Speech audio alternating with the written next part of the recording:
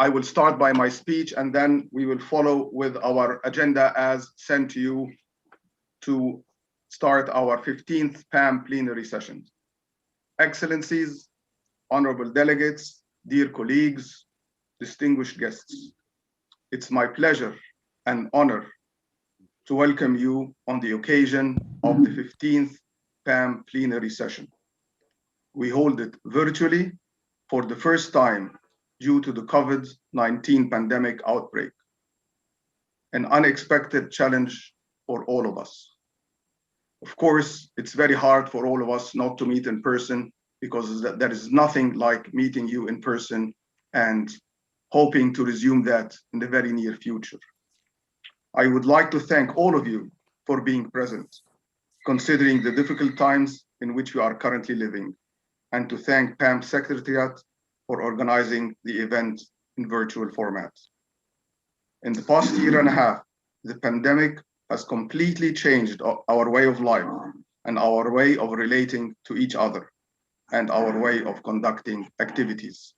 But our Assembly responded to these emerging challenges, making all efforts needed to address and find solutions to the challenges we face as a region. For this reason, let me congratulate all of you for your work and initiatives throughout the past year and a half. Now, more than ever, collaboration and cooperation among countries and people must remain a key priority. Our region, unfortunately, continues to face numerous disputes, humanitarian crises, security threats, as well as economic, environmental, and social challenges. The recent military confrontation in the Middle East highlights that the status quo of the situation between Israel and Palestine is unacceptable and unsustainable. It is causing recurring violence, civilian suffering, and violations of the rights of the people to live in peace, security, and dignity. We have the responsibility to urgently revive the negotiations process to achieve a two-state solution. This is the only way for both people of Israel and Palestine to achieve their legitimate aspirations to govern themselves, to live side by side within safe and recognized borders in peace and security, the State of Israel and the independent state of Palestine, in accordance with the relevant international resolutions. This issue will be discussed in depth tomorrow at the segment dedicated to political and security issues. I wish to thank all guest speakers for joining our plenary session and for their upcoming rich and fruitful contributions. Moreover, it's great to see so many of our trusted partners present with us today. Today, we have a very rich agenda in terms of speakers and documents to be discussed. The three sessions ahead of us will provide you with a detailed overview of what PAM has done in the last year and a half in the domain of our three standing committees. As a result of this work, a number of reports, policy recommendations, 2 papers per standing committee will be presented to your attention and further discussion. As agreed last year, the first session dedicated to the third standing committee, we will discuss the rise of domestic violence and what actions parliamentarians we can undertake to tackle this question. Following this, we will debate the issue of the protection of human rights in the context of the increasing use of artificial intelligence technology. Following this session, we will have a very important meeting to prepare, and I'm very proud to say, for the launch of the PAM Women parliamentary group, something we are very proud of to have in PAM in the very near future. In the second session dedicated to the second standing committee, we will debate the economic impact of the COVID-19 pandemic in our region and the measures needed for an effective economic recovery. Moreover, we will also address the issue of climate and environmental changes affecting our region and the measures we must consider to tackle this pressing challenge. Tomorrow, during the session of the first standing committee, our assembly will discuss in detail the political and security challenges affecting our region, including the situation in the Middle East, Libya, Syria, Yemen, Sub-Saharan Africa, and the Sahel region. After this, we will focus on how our parliaments can respond effectively to the evolving threat of terrorism, which continues to pose a key security challenge in our region. Last but not least, we will be having the 2021 PAM Prize Laureates Award. This ceremony and the announcement, and this ceremony will be followed by the announcement of the new PAM Bureau and the new PAM President for the upcoming 2 years. Dear friends, I want to thank all PAM delegates, my fellow members of the PAM Bureau, our partners, and our Secretariat for keeping PAM so active and deeply engaged on the issues that remain important for our region. Parliamentary diplomacy and international cooperation on these issues is vital, and PAM continues to be the top platform for this important work. Ladies and gentlemen, as you can see by our agenda, we have a lot of work ahead of us. So please allow me to conclude by thanking each and every one of you again for being present, for giving us your time and sharing this plenary session with us. Wish you fruitful contributions and very forward to our discussions. Thank you very much for listening. Thank you, Mr. President. Thank you very much for your words. We all look forward to 2 days of interesting, enriching debate. And now, according to the program, I will read the message that His Excellency Antonio Gutierrez, the Secretary General of the United Nations, has addressed to our Assembly on the occasion of our 15th plenary session. The Mediterranean region is an incredibly rich melting pot of cultures, languages, religions, and nations. Yet, its peace and security have often been threatened, including over the past year. The recent violence engulfing Gaza and Israel shows how tenuous peace can be. The continuing plight of migrants and refugees across and around the Mediterranean demands that we redouble regional and global effort to tackle the root causes. Safer, regular, and dignified migration pathways are desperately needed. In Libya, I hope presidential and parliamentary elections later this year will consolidate gains since the signing last October of the ceasefire agreement facilitated by the United Nations. Peace and stability in Libya have an important role in easing the plight of migrants across the region. Over the past year, the COVID-19 pandemic has upended lives and livelihoods, rolled back years of progress on sustainable development, and contributed to rising tensions and even violence around the world, including in the Mediterranean region.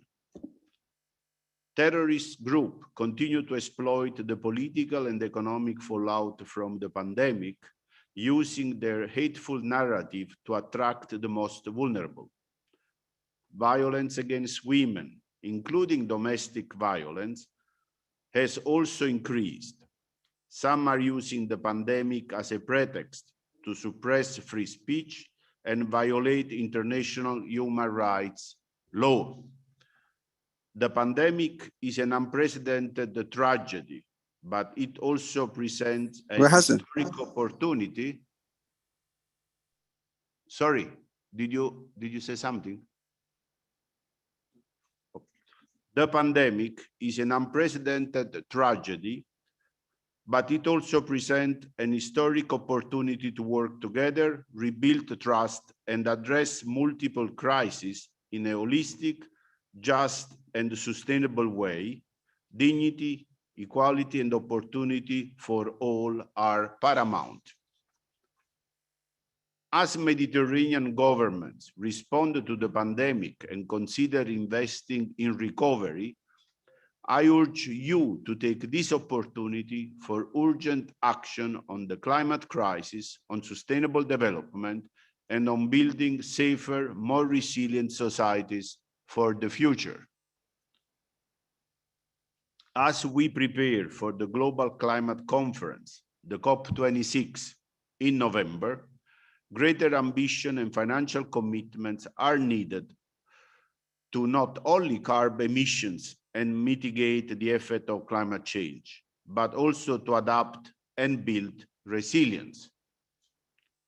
As parliamentarians, you are guardians of human rights and the rule of law.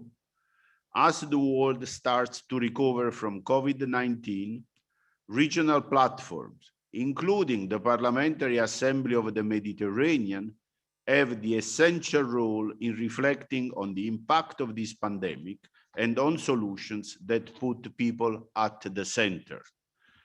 I wish you a successful 15th plenary session of the Parliamentary Assembly of the Mediterranean. Thank you. Thank you, Sergio. It's a very important message from the Secretary General of the United Nations, and I think it is very much in line with the PAM strategy and what we have been doing and continue to do for the next couple of years at least. According to the plan, I think we will have a small break now, and then we will, or we would like to carry on immediately. We can carry on immediately, yes. Very well, very well. So now, with the permission of Mr. President, we have the session dedicated to the Third Standing Committee on Dialogue Among Civilization and Human Rights, chaired by Honorable Jana Chiara Hem of Italy, who is the President of the Third Committee.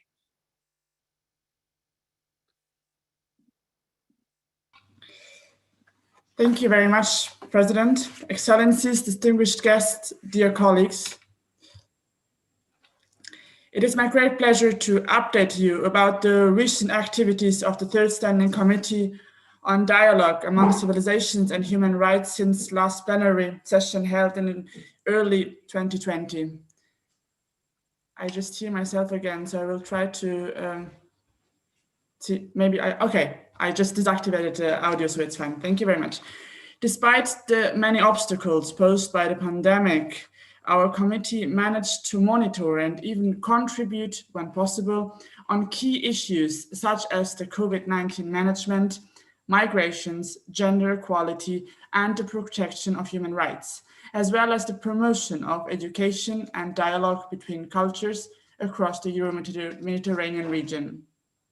Since the beginning of the pandemic, we work closely with the World Health Organization in Geneva and in Cairo in order to support our parliaments in providing up-to-date information on the scope of the health crisis and its impact on society. PAM has been committed to enabling fast and direct access to the latest available research, evidence, and data related to the management of the pandemic. To this end, our senior medical advisor, Professor Mukesh Kapila, extended his support through 2 different studies on vaccine policy. The first was presented already in September 2020, at a time when the vaccines were still in development stage. And the second was published and disseminated among our parliaments and partners in January 2021, when vaccination programs were starting in our region. Dear colleagues, PAM has been following closely the alarming situation of migrants and refugees crossing the Mediterranean Sea, which has worsened with the pandemic. On several occasions, PAM joined IOM and UNHCR appeals for a region-wide action by PAM member countries over multiple tragedies occurring in the Mediterranean Sea, such as the shipwreck that occurred on April 16, 2021, off the coast of Sidi Mansour. These events remind us of the need to enhance and expand official search and rescue operations across the Mediterranean. These events remind us also, and this event, that PAM also invited all states to continue promoting a cooperative approach in order to prevent migrants from crossing the Mediterranean Sea in dangerous occasions and conditions, as well as providing support and assistance to survivors and family members of those who disappeared, as well as minors, of course, and women. EU member states are still unable to reach an agreement on burden sharing and the coordinated approach to this phenomenon, and this in spite of the goodwill from the European Parliament and the Commission. Moreover, movement restrictions have forced people to spend much more time at home, which resulted eventually in a surge in domestic violence around the world, including also in our region. I'm very happy to tell you that Honorable Sandrine Mersch from France will present in a few moments a dedicated report on domestic violence together with her recommendations. Gender equality as well remains one of our top priorities here of the Assembly. While significant progress has been made over the years, more needs to be done, and our Assembly is joining global efforts to this end. I have, together with my delegation, with the Italian delegation, proposed to amend the PAM statutes to encourage PAM delegations to include both genders. And I'm very pleased and also somewhat proud to learn that the amendment has been voted in favor by 95% of the voters, which is a tremendous outcome, and I think also a very important sign. And I think this is the start to work on it even more until we are able to reach 100%.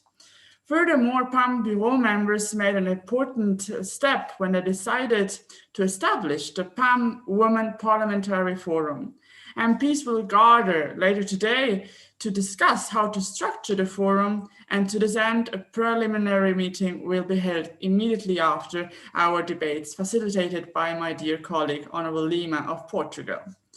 Dear colleagues, PAM has also decided to closely examine the rapid development of artificial intelligence and promoted policies to ensure that IA remains human-centered, sustainable, and goes hand in hand with the respect of human rights principles. There are several ways AI could offer significant opportunities for the advancement of human activities across many areas of life. But as parliamentarians, it is our duty to ensure an appropriate legislation is in place for these developments to respect human rights. Later this morning, also in this sense, Honorable Mariam Amir Azer from Egypt will present a dedicated report and set a set of recommendations on the matter.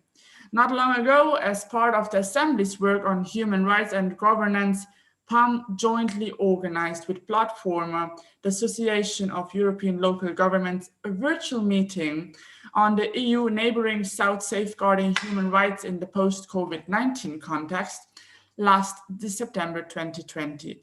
As part of this cooperation, the two organizations signed an MOU in February, which aims to reaffirm our shared efforts to advance an open, inclusive, and prosperous and secure Euro-Mediterranean region by supporting the role of local administrations.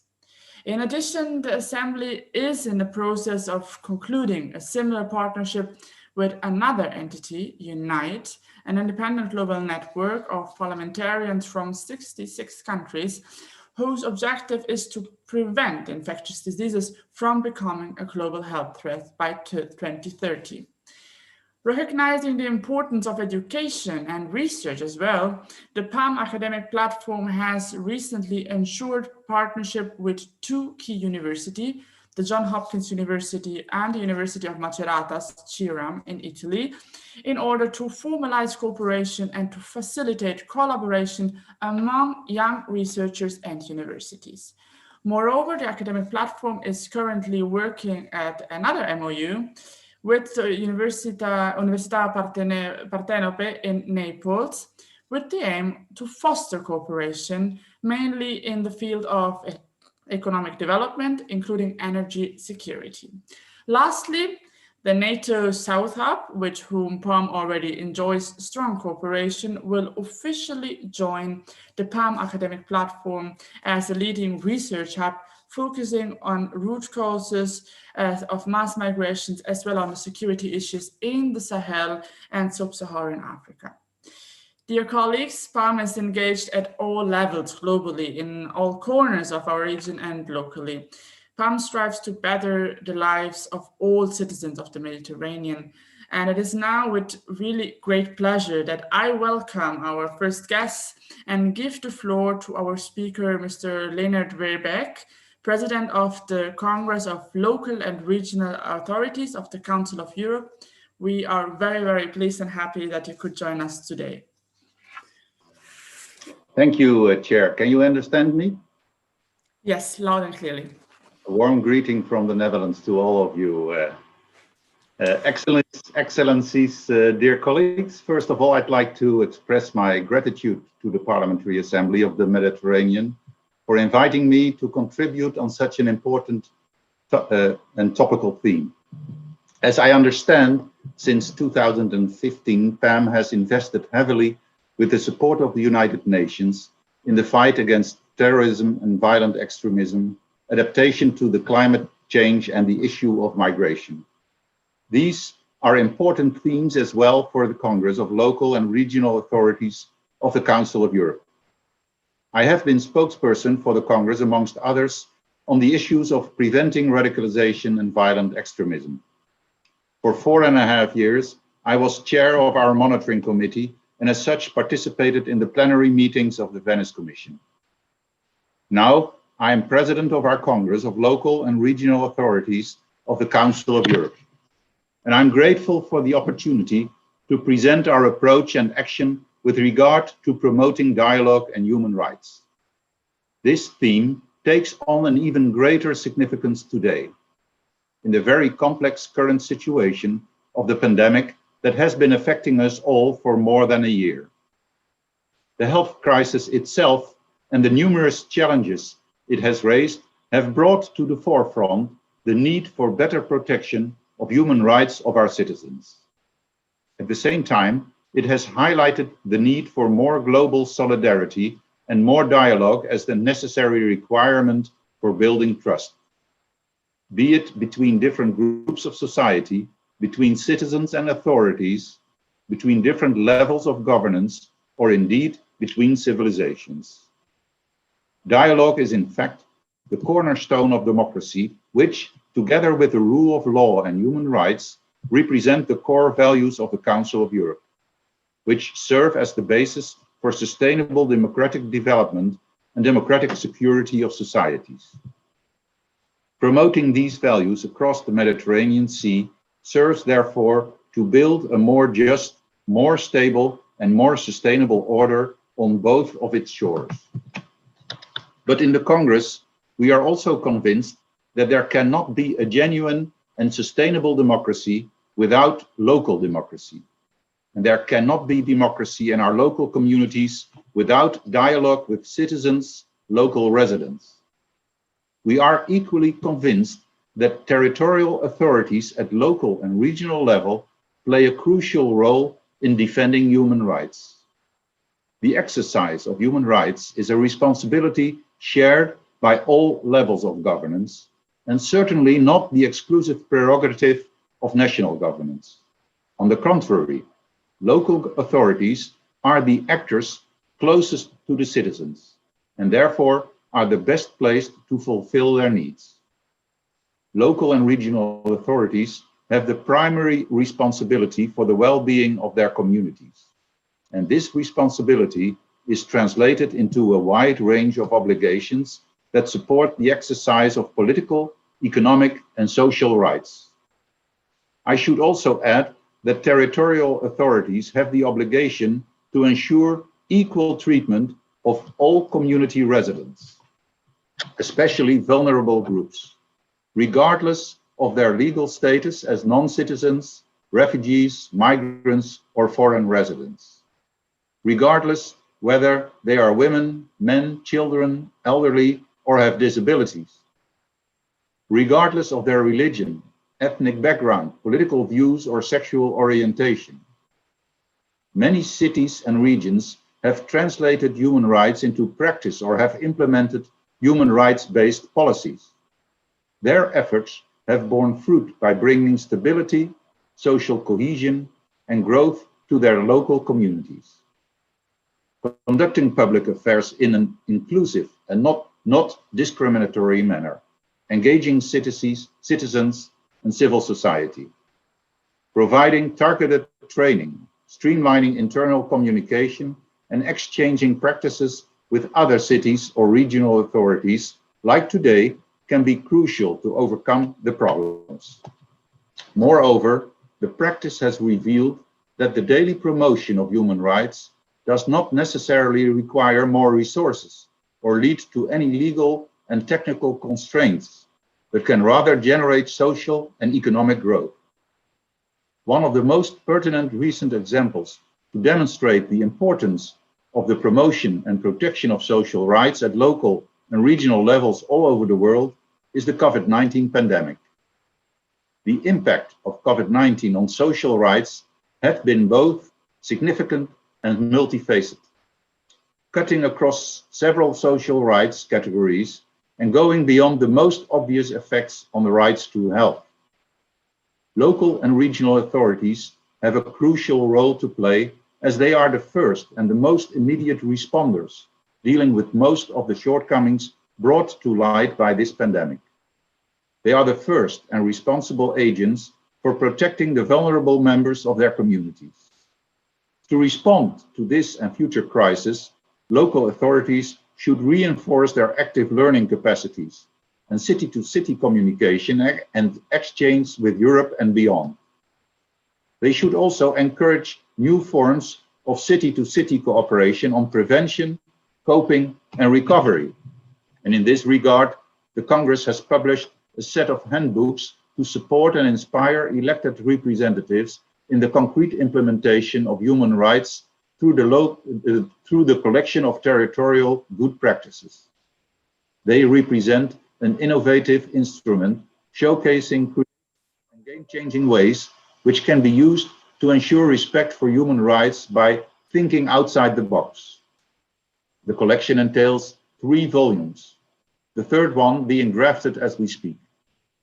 The first volume focuses on the right to non-discrimination across the 3 vulnerable categories: refugees, asylum seekers, migrants, and internally displaced persons, Roma and travelers, and LGBTI+ persons.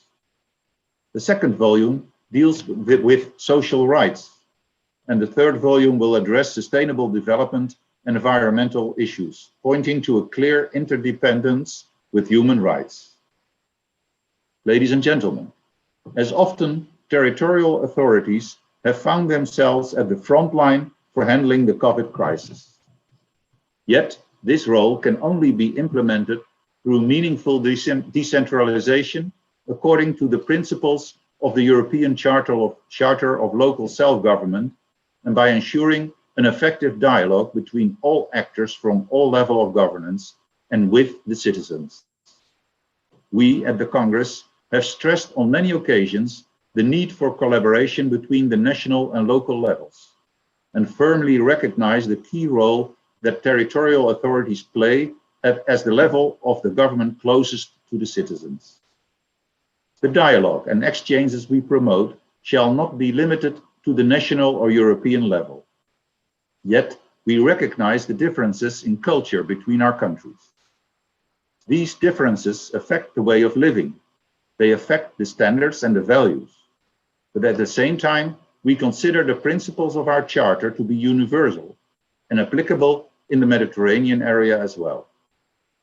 This dialogue must lead to building partnerships, which is at the heart of both the Council of Europe's policy towards neighboring regions and the Congress South Mediterranean Partnership, a cooperation framework established in 2017 for dialogue with the countries of the South Mediterranean. In this framework, the Congress cooperates closely today with Morocco and Tunisia, which benefit from the status of partner for local democracy with our Congress. And we hope to see other countries join in the future. You will be welcome. We see this work and the important work performed by the Parliamentary Assembly of the Mediterranean as complementary, giving us an opportunity to join forces in bringing together elected representatives and providing them with a platform for dialogue and experience sharing. I wish you every success in these efforts, fruitful discussions at the sessions today, and I look forward to closer dialogue and cooperation between our two institutions, as indeed between the two shores of the Mediterranean. Thank you very much for your attention. Thank you very much, Mr. Welbeck, for this invaluable contribution and also about the suggestions, absolutely valuable. Thank you very much. Now I would give the floor to our dear friend, Mr. Vincent Miguel Ramon, which is the president of the Mediterranean Citizens Assembly Foundation. Please, Mr. Garces, the floor is yours.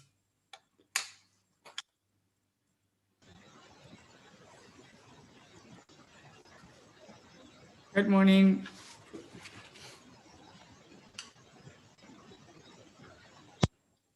Huh? Now I can hear you, yes? Go ahead. Yes? Yes. Yes.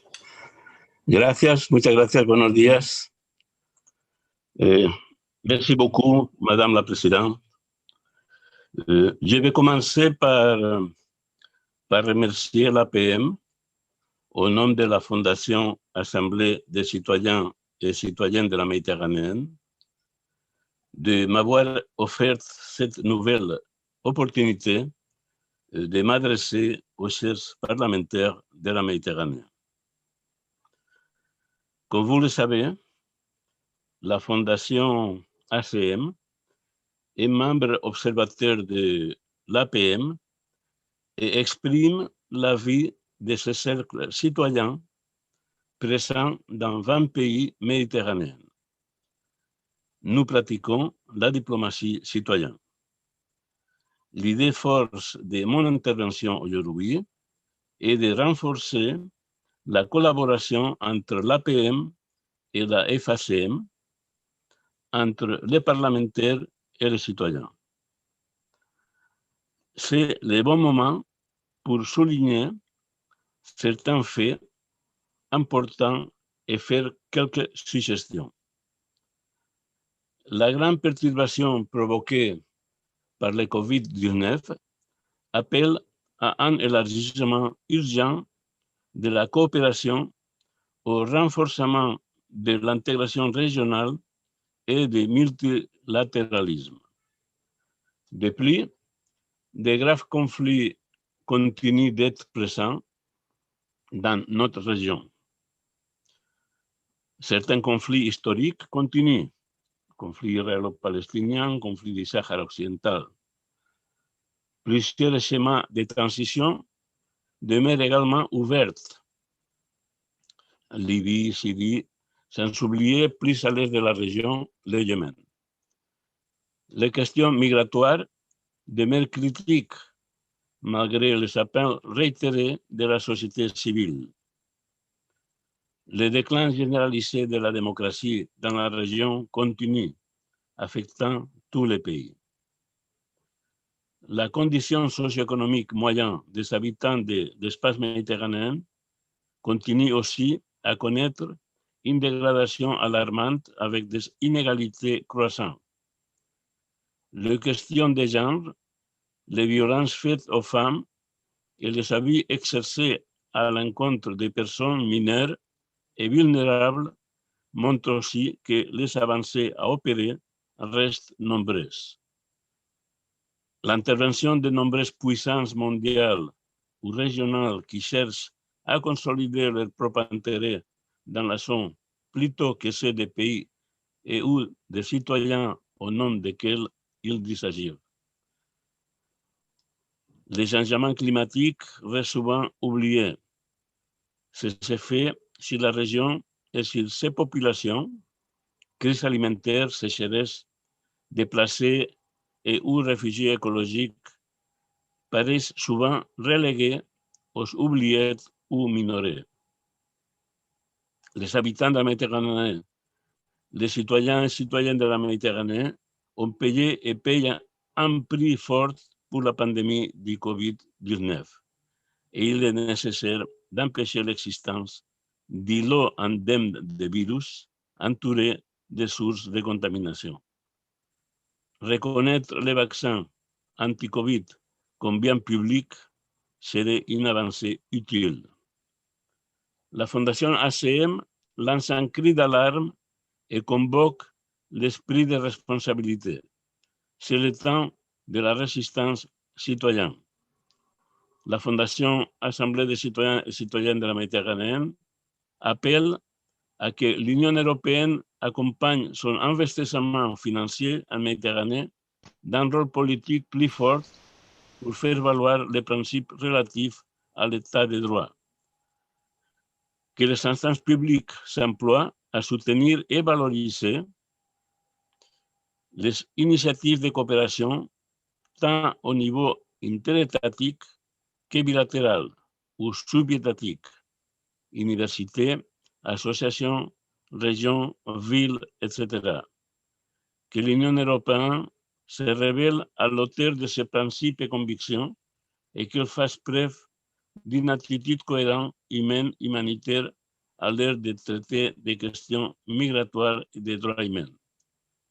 Que les nécessaires alternatives à la situation actuelle soient pensées et envisagées de manière plus efficace concernant l'exploration d'énergies renouvelables, la digitalisation ou les politiques pour satisfaire les besoins de tous les citoyens et citoyennes de la Méditerranée.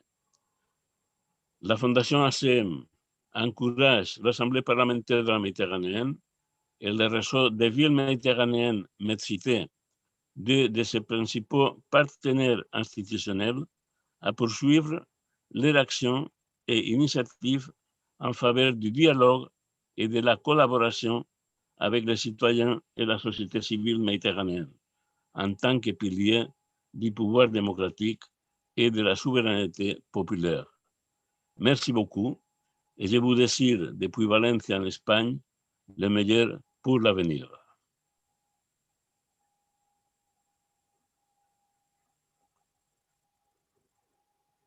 Thank you very much, Miguel. I will just briefly stop again my... Okay, that's fine. Thank you very much for this contribution. Absolutely also valuable in this sense. And I also think that this contribution from the citizens is absolutely important and also important to stay connected in this sense. I am very pleased to start now our debate, and I have the pleasure to introduce, in this sense, Honorable Sandrine Mersch, PAM Rapporteur for Domestic Violence, our first topic, who will provide us with the highlights of her report and recommendation. So please, Sandrine, the floor is yours. Un grand merci, Yana, et un grand bonjour à tous. Un salut à Sergio Piazzi. Merci d'être toujours cet ambassadeur universel, je dirais, qui arrive à nous rassembler malgré la pandémie et surtout pendant cette pandémie. Excellences, honorables invités et surtout chers amis, je dirais, depuis maintenant le temps qu'on se connaît, c'est le moment de nous rassembler encore plus dans nos combats. Donc j'ai le plaisir de contribuer à cette 15e session plénière de l'Assemblée parlementaire de la Méditerranée en tant que rapporteur sur ce débat dédié à la lutte contre les violences domestiques. Et j'aimerais commencer par un poète, un grand poète arabe que j'espère vous allez reconnaître, un poète arabe du VIe siècle qui dit, je le cite, « Lorsque des gens disent « Qui nous sauvera ?» je me sens personnellement interpellée et alors ne me gagne ni la faiblesse ni l'indifférence. » Voilà, et j'aimerais que ce soit le leitmotiv de l'Assemblée parlementaire de la Méditerranée cette année. Ce célèbre grand poète arabe du VIe siècle, c'est Tarafa Ibn el-Abd, que vous avez tous reconnu, et il doit nous guider dans notre lutte contre les plus vulnérables d'entre nous, dont font bien sûr partie les victimes de violences domestiques. Et c'est dire si ce sujet est d'importance. Moi, personnellement, effectivement, je m'en suis saisie au niveau national lorsque j'ai présidé une commission d'enquête parlementaire sur les effets de la pandémie sur la jeunesse, avec un volet sur les violences induites par les différents confinements que vous avez tous vécus, chacun dans vos pays. Ces violences ont beaucoup plus touché les femmes et aussi évidemment les enfants. Et je ne cesserai de répéter que les enfants sont associés aux violences domestiques, même si nous n'en parlons jamais suffisamment. Les violences aux femmes sont des violences faites aux enfants, soit qu'ils en sont témoins, évidemment, ou victimes directes. Et je sais que ce fléau se traite également au niveau de notre région méditerranéenne, évidemment. Donc, chers collègues, 10 années se sont écoulées depuis l'adoption unanime par la PM d'un rapport et d'une résolution portant sur cette question des violences domestiques, mettant ainsi en lumière la forte volonté des parlementaires de notre région à prendre part à la lutte contre ces fameuses violences. 10 années se sont écoulées également depuis l'adoption de la Convention du Conseil de l'Europe sur la prévention et la lutte contre la violence à l'égard des femmes et la violence domestique, communément appelée Convention d'Istanbul. Cette convention qui a marqué une grande avancée témoigne de la volonté régionale, voire internationale, d'atténuer les effets dramatiques de ces actes de violence. Et nous regrettons évidemment tout affaiblissement de cette convention d'Istanbul, que ce soit par son application partielle ou par des retraits d'État. Et puis, 10 ans après ces progrès significatifs, cette convention d'Istanbul notamment, ce fléau demeure encore aujourd'hui plus que préoccupant, puisqu'il a augmenté. La question a été d'autant plus critique en cette année de pandémie. Les ONG, les organisations non gouvernementales et les services d'assistance téléphonique des États membres et partenaires de l'Assemblée parlementaire de la Méditerranée ont signalé une augmentation générale, il faut l'entendre, une augmentation générale de 30% des cas de violences domestiques depuis la mise en place des mesures de quarantaine. Les corpus juridiques nationaux, régionaux et internationaux mis en place ont été confrontés aux difficultés que la pandémie a provoquées pour accéder aux services de soutien. Vous l'avez tous vécu, aux services d'assistance et de prise en charge des victimes de violences domestiques, qui sont, je vous le rappelle, définis comme les abus de tout ordre exercés dans le domaine intime, avec toute la subjectivité que cela induit, évidemment. Le secrétaire général des Nations Unies a dû en appeler à un, je le cite, « cessez-le-feu face à un déferlement mondial en ce qui concerne les violences domestiques ». Ça en dit vraiment long. Mesdames et messieurs les élus, l'APM a une nouvelle fois exprimé sa volonté de traiter ce sujet en élaborant un rapport intitulé « Combattre la violence domestique en Méditerranée, une opportunité globale pour des changements locaux », c'est-à-dire définir une stratégie globale à décliner dans chacun des pays, ainsi que des recommandations élaborées en ma qualité de rapporteur. L'objectif de mon rapport est de mettre en lumière la gravité de ce fléau global et l'importance des instruments juridiques qui viennent protéger les femmes, mais aussi punir les responsables. De plus, il insiste sur l'importance de la sensibilisation et de l'éducation. Et ça, j'y tiens vraiment. Je fais partie, moi, en tant que parlementaire, de la commission éducation, culture. Et probablement qu'en dehors de l'éducation, nous avons peu de prise sur ces grandes questions sociétales. Donc, vraiment insister sur la mise en place de la sensibilisation et de l'éducation pour traiter les causes profondes du phénomène, ainsi que de mettre en place des établissements qui fournissent un soutien aux personnes qui survivent à ces violences. Et je vous renvoie au rapport qui suit pour le détail. Chers amis, pour que ce rapport contribue efficacement à la lutte contre les violences domestiques au sein des régions euro-méditerranéennes et du Golfe, il est possible d'en extraire 3 domaines d'intervention concrets pour les États membres de l'APM. Tout d'abord, il est primordial de renforcer les différents corpus juridiques portant sur les violences domestiques, parce que si des conventions internationales ont été ratifiées, je le rappelle encore une fois, la Convention d'Istanbul, le protocole de Maputo, une protection juridique inégale persistent à l'échelon national. Par exemple, l'application de la Convention d'Istanbul se fait à géométrie variable, c'est assez regrettable. Ainsi, bien qu'une définition consensuelle ait été adoptée par la Convention, des interprétations divergentes sont données dans les législations nationales. Ces divergences résultent de nos différences, mais elles ne doivent pas affaiblir la protection due aux victimes, même si les différences, elles, doivent être valorisées et je dirais positivement portées, mais elles ne doivent pas affaiblir la protection due aux victimes. Les lois politiques et pratiques émanant de l'État, ainsi que les pratiques traditionnelles ou coutumières au niveau social au sens large, peuvent contribuer directement à la violence contre les femmes. Ne pas y répondre et ou créer un environnement dans lequel la violence contre les femmes est tolérée, excusée ou justifiée. Aucune violence ne peut être justifiée par la culture ou par la tradition. Et je vous renvoie à nouveau à une parole coranique et je dirais ne soyons pas comme ceux dont parle cette tradition coranique et qui dit « sourd, muet et aveugle, il ne raisonne pas ». En clair, ouvrons les yeux sur ce fléau et ouvrons-le tant que nous sommes, je dirais, entre nous, entre gens qui nous faisons confiance et qui nous respectons. Dans cette optique, j'invite les délégations nationales de l'APM à encourager, le cas échéant, leurs États respectifs à signer et ratifier les différents instruments juridiques internationaux, à l'instar de la Convention d'Istanbul ou du protocole de Maputo. Renforcer les différents cadres juridiques et législatifs est en effet primordial pour offrir une protection standardisée aux victimes de violences domestiques. Sinon, on continue un petit peu à parler dans le vide et surtout à parler dans une subjectivité, je dirais parfois presque masculine.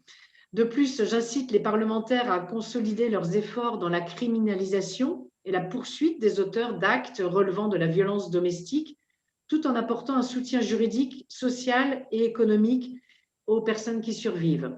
J'encourage également tout Parlement à soutenir l'étude et le financement des initiatives locales très importantes qui auraient pour finalité le renforcement de leur arsenal juridique ainsi que de faciliter leur accès aux populations concernées.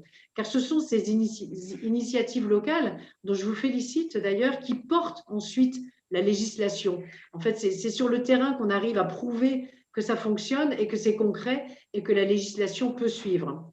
Par ailleurs, il convient de souligner le rôle majeur joué par les États membres dans la lutte contre les violences domestiques à travers le partage d'informations et de bonnes pratiques. Ça, c'est mon second point. L'APM souhaite valoriser et faciliter le dialogue et l'interaction entre les parlementaires, les ONG, les institutions universitaires, les responsables de la santé publique et les gouvernements régionaux et locaux. Cette crise nous a obligés à nous rassembler et à travailler ensemble. Nous devons aussi profiter de cette entité méditerranéenne pour travailler entre les États, mais pas uniquement entre nous, des députés, ou entre nous au cours de nos réunions, mais aussi entre nos différentes ONG et nos différents gouvernements régionaux et locaux. Je souligne là encore l'importance de l'amitié qui nous lie, nous, parlementaires, ici dans cette Assemblée, de toutes les nationalités. Et je rappelle même la fierté nationale de chacune de ces représentations et cette envie que nous avons en commun de faire bouger les choses. Ça ne doit pas rester lettre morte ou rester un concept, ça doit s'appuyer sur nos préoccupations et sur nos connaissances de terrain. À ce titre, la base de données mondiale sur la violence à l'égard des femmes promue par ONU Femmes demeure un instrument essentiel pour la collecte de données. Et donc, l'APM invite chacun de ses États membres à l'alimenter avec des informations disponibles à l'échelle nationale. Il s'agit aujourd'hui de prévenir, d'intervenir, d'évaluer.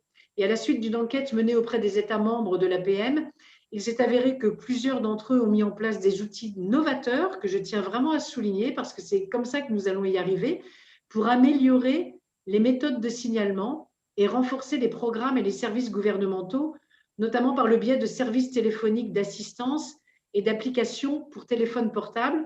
Ça s'est fait, on l'a vu notamment en Turquie, à Saint-Marin, en France, au Portugal, à Malte, en Italie, en Monténégro et en Israël. Et ça, c'est vraiment un résultat de la crise. C'est en vivant cette crise au jour le jour et en nous demandant comment accéder à ces femmes qui étaient plus que jamais recluses à l'intérieur d'un foyer, éventuellement où la violence se déchaînait, que la technique a suivi, je dirais.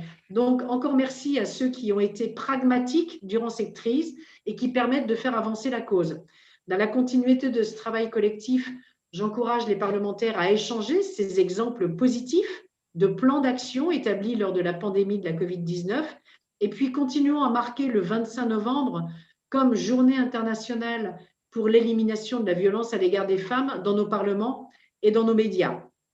Enfin, mon troisième point, c'est traiter efficacement cette problématique qui requiert un travail de recherche constant de la part du secrétariat de la PM et régulièrement réactualisé. Dans le cadre de son travail sur les violences domestiques, j'encourage le secrétaire de la PM à poursuivre ses efforts multilatéraux et à favoriser l'analyse des impacts et des solutions envisagées au sein de ses États membres et au-delà. Je l'invite également à organiser une conférence dédiée à ces questions au cours de l'année 2021 ou en 2022 dans le cadre de ses activités de la 3e commission permanente. Par ailleurs, je tiens à remercier la délégation palestinienne pour ses remarques quant au contenu du rapport et des recommandations.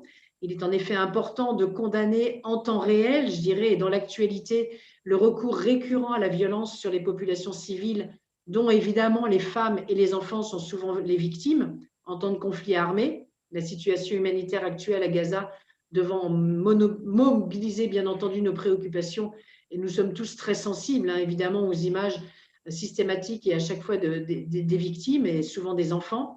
Je tiens également à remercier la délégation maltaise ainsi que la délégation turque pour leur retour constructif sur le contenu du rapport, principalement sur les axes disponibles dans la version anglaise, donc vous le verrez dans les annexes. Leurs remarques seront dûment prises en compte. Et en parallèle de ce rapport, et en ma qualité de rapporteur, j'ai élaboré des recommandations qui sont intitulées « Les élus de l'APM contre la violence domestique en Méditerranée ». Elles ont notamment pour vocation de soutenir les actions concrètes des parlementaires afin de renforcer le cadre législatif relatif aux violences domestiques.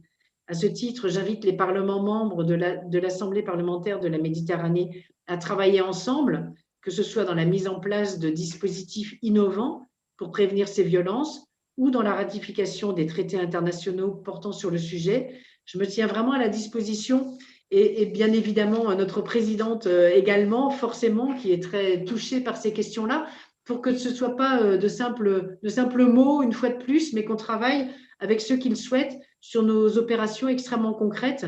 La pandémie sert à ça, à nous mettre, je dirais, le nez dans le cambouis, les mains dans le cambouis, et qu'on travaille très, très concrètement non seulement à juguler cette augmentation qui est absolument inadmissible des violences faites aux femmes et aux enfants, mais aussi à pousser ces bonnes pratiques, ces pratiques vertueuses qui travaillent à des solutions qu'on n'aurait peut-être même pas imaginées avant cette crise.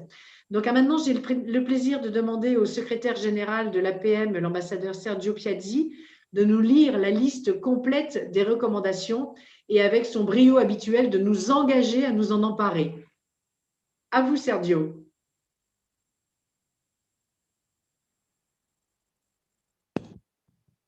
Thank you very much, Sandrine. Thank you, Honorable Mark.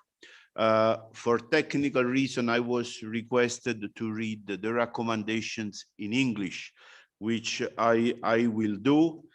And just for everybody, all delegates attending, to recall that this year, because of the special online virtual conference, we will have a set only of recommendations and not a resolution, because it would be impossible to vote in real time and online. So these are simple recommendations treated as such, and that the Secretariat will duly record any comment from the delegations which will express during the debate, which will follow.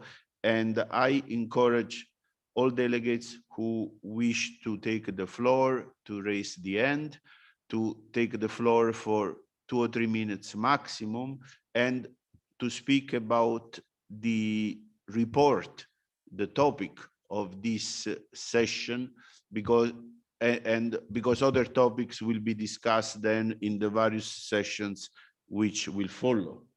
So now, as requested by Honorable Mark, I will read the recommendations.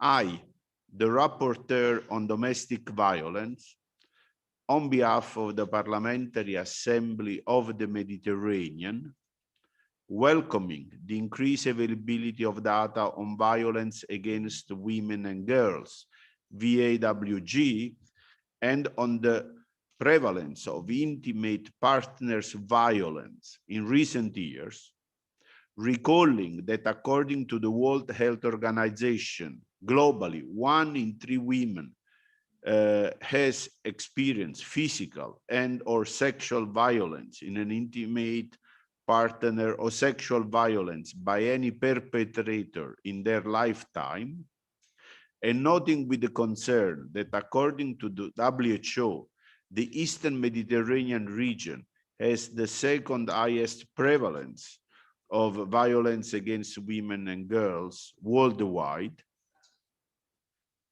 B, alarmed by the surge in domestic violence during the COVID-19 pandemic globally and in the Euro-Mediterranean region, and concerned by the COVID pandemic as a magnifying glass to deeply rooted and widespread form of violence. C, recalling UN Secretary General Gutierrez's appeal of 6 April 2020, calling for a domestic violence ceasefire amid horrifying global surge.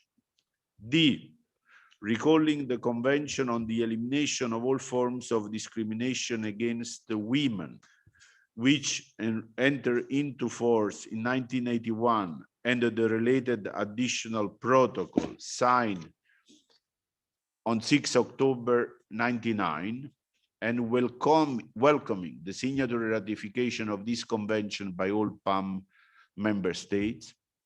E, recalling the Council of Europe Convention on preventing and combating violence against women and domestic violence, the so-called Istanbul Convention, signed on 11 May 2011, and welcoming the signatory ratification of this convention by all PAM member states who are members of the Council of Europe, but regretting the decision announced on 20 March 21 by the government, by the Turkish government, to withdraw without a parliamentary debate from this convention, recalling the African Charter on Human Rights, on the rights of women in Africa, the so-called Maputo Protocol, adopted on 11 June 2003, and noting that not all PAM members have signed or ratified this protocol. G, recalling the PAM resolution Domestic Violence, adopted on 29 October 2011, during the 6th plenary session held in Palermo, Italy, and all other relevant PAM resolutions on gender and equality issues. H, committed to promoting and assisting the UN Secretary General ambition of moving the international community from a pattern of reaction to a culture of prevention of gender-based violence, in particular by having parliaments acting as key partners in promoting and implementing domestic laws to protect women from domestic violence, convinced that women's equal participation in all aspects of life enhances economic result, prompt greater investment in social protection, leads to a more sustainable peace, and it is key to ending violence against women and girls. Recommend. 1, condemn all forms of violence against women and girls, including domestic violence. Number 2, encourage PAM member countries, which are members of the African Union, to sign and ratify the Maputo Protocol. Also encourage PAM member countries associated to the Council of Europe to sign the Istanbul Convention, and encourage each associated country to ratify and implement the Convention CEDAW. Number 3, invite Turkey to reconsider its decision to withdraw from the Istanbul Convention, and encourage the Grand National Assembly of Turkey to hold the parliamentary debate on the implications of such decision for the international community. Number 4, urge PAM member parliaments to criminalize domestic violence in the private sphere, including marital rape, child marriage, and female genital mutilation, to legally, socially, and economically support survivors of domestic violence, and to ensure perpetrators' prosecution and punishment.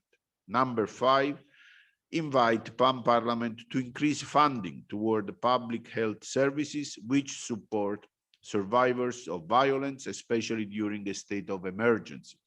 Number 6, encourage PAM member countries to monitor and evaluate policies against domestic violence by establishing dedicated commissions or coalitions which interact with NGOs, civil societies, academic institutions, public health officials, and regional and local governments and authorities.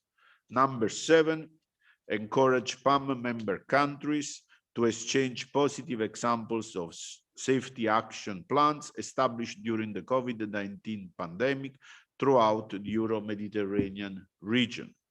Number 8, invite PAM member countries to continue to contribute to the global database on violence against women promoted by UN Women, with information and updates regarding the measure undertaken by governments to address violence against women and girls.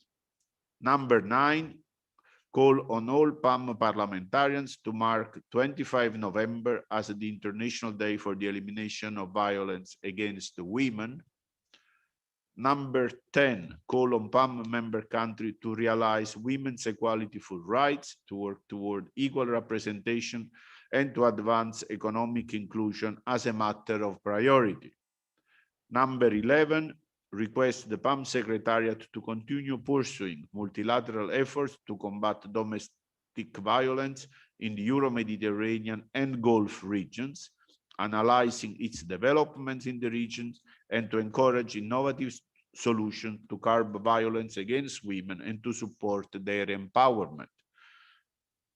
Number 12, the last one, invite the PAM Secretariat to organize a conference dedicated to this issue in 2021. Thank you very much. Thank you very much, Secretary General. Thank you very much, Honorable Sandrine Merck, for this analysis. I also think that it is absolutely a very important and up-to-date topic, and we should, although these are this time simple recommendations, try to bring them all to our, of course, member states, and to make the most effort possible to adapt them, of course, also in our countries. So thank you very much again.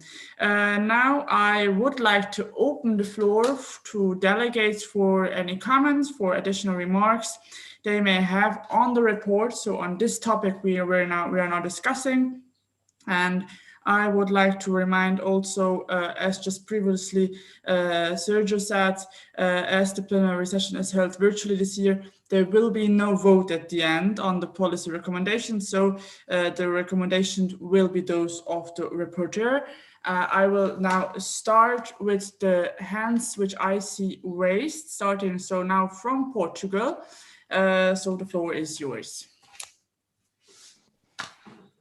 Bonjour à tous, j'espère que vous m'écoutez avec des conditions. Je commence naturellement pour faire une salutation spéciale à Sandrine Morse pour ce travail qu'elle a fait de diagnostic et recherche, cette réalité que c'est la violence domestique et qui à tous nous congrègue. Nous, au Portugal, c'est une de ces affaires qui toujours on discute. Moi-même, je suis de la subcommission de l'égalité et non-discrimination qui, à ce moment-là, on a ce qu'on appelle un package de législation de violence domestique. Soit la violence contre les enfants, les âgés ou les femmes. Parce que c'est vrai que cette année ici, au Portugal, on a établi beaucoup de tools pour qu'on fait la reconnaissance des cas de violence domestique, mais avec la pandémie, on a eu une réalité nouvelle dans ce combat qui concerne à tous les partis politiques. C'est une question nationale et de toute la société. On a beaucoup de cas qui sont de violences domestiques devant les couples. Les femmes sont surtout les plus grandes victimes de la violence domestique au Portugal, comme en toute l'Europe et en tout le monde. Mais on a aussi une grande situation de violence et qui vient à être chaque fois, on a chaque fois plus d'attention à ces situations contre les âgés et les enfants. Même cette semaine-ci, on a eu au Parlement 5 initiatives législatives qui sont pour les enfants victimes directes ou indirectes de violences domestiques. Au Portugal, on est des membres qu'on a sous la Convention d'Istanbul. Alors, le crime de violence domestique est un crime public qui n'a pas besoin de plainte pour qu'il fait son chômage. Mais de toute façon, avec la pandémie dans cette année, comme à niveau mondial et européen, on a une grande région grise qu'on appelle la région grise des cas de violence domestique. On a eu des rapports pour des informations, mais après la plainte, et dire qu'il y a eu une situation de violence domestique, ça n'a pas occuru comme avant. Même les données de la violence nous ont dit qu'elle a été moins cette année de 2020 quand on a la perception que ça c'est pas la réalité. C'est ces zones grises qu'on a du rapport.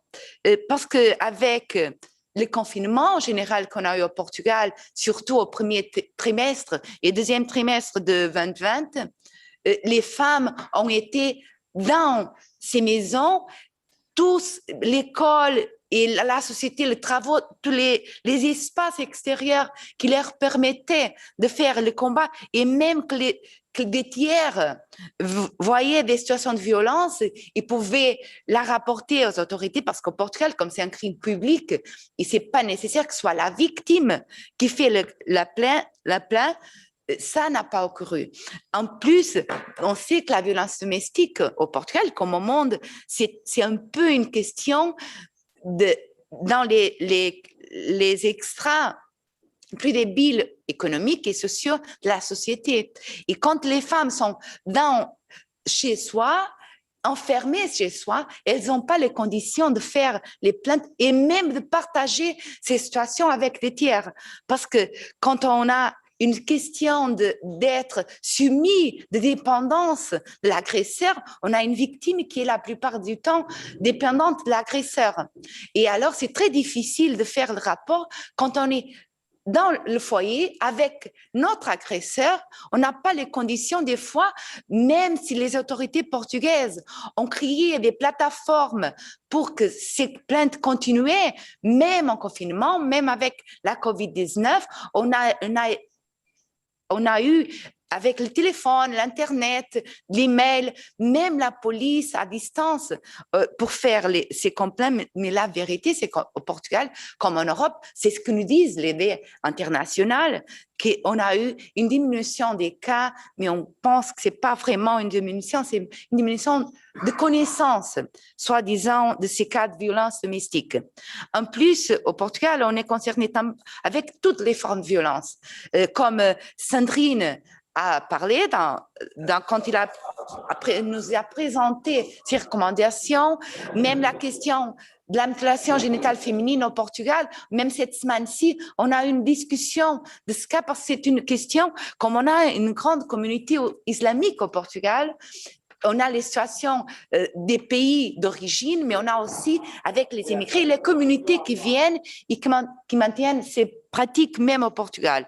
On a la criminalisation aussi. On a eu même une condamnation cette année 2021 des situations de mutilation génitale féminine. C'est une autre forme d'attentat aux droits humains des femmes au cadre de la violence, de toutes les formes de violence. Et c'est toujours dans la violence au féminin, permettez-moi de dire, dans la violence du féminin, toutes les formes de violence, il faut qu'on soit chaque fois plus attente au Portugal, même internationalement, parce que c'est une réalité qu'on pensait quelques années avant qu'elle allait disparaître, mais la vérité, c'est qu'on continue à être très, très concernés avec ces cas et on les voit même dans les nouvelles générations être une réalité quand on pensait que c'était une question des générations plus vieilles, des âgés, de nos grands-parents. Mais non, on a aussi maintenant une réalité très concernante au Portugal de ce qu'on appelle la violence entre les couples de l'école, les jeunes qui ne sont pas mariés. C'est une situation qu'on pensait qu'on n'allait pas vivre. Et au Portugal, on a maintenant aussi une très spéciale attention avec ces cas de violence qui font que les enfants qui ont la violence, c'est les jeunes violents, c'est les adultes d'une réalité de violence. Et c'est une violence qui va en cercle de génération à génération. C'est un combat de tout.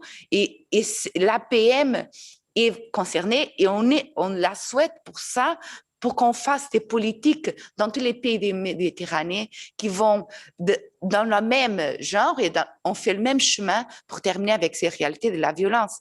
Et je veux saluer à tous. C'est une belle discussion, regrettant qu'on ne soit pas en présence de tous, qu'on le fait à distance, mais le travail continue, même en distance, on fait de mieux pour les femmes, pour la violence de genre. Merci beaucoup. Thank you very much for the contribution from Portugal. I would now pass the floor to Croatia. Thank you and greetings to everyone. I just have a short remark. There's been much mention of the Istanbul Convention and the Maputo Protocol alike. However, please allow me to say that aside from ratifying the convention, it is also important to then fully implement it. Ratification means very little if then there is only partial or even worse, no implementation in the national legislature. The COVID crisis has shown a very bright light on this problem, clearly supported by the horrid statistical information on the rise of domestic violence. It is an ongoing battle, so to speak, and we all need to remain very vigilant and very persistent in implementing effective solutions to these issues. And it is my great hope that the PAM's Women's Forum will play a significant role in these efforts. Thank you. Thank you very much. I totally agree on this point, and I do think that we could do valuable work in this also in pushing forward all these topics mentioned. Thank you very much. So I would go to Algeria right now.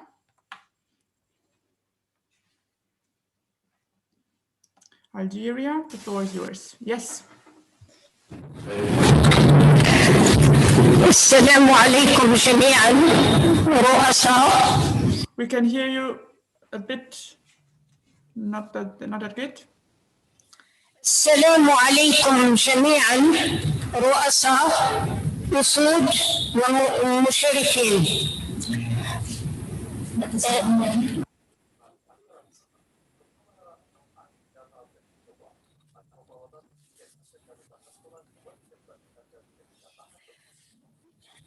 أعيد السلام عليكم.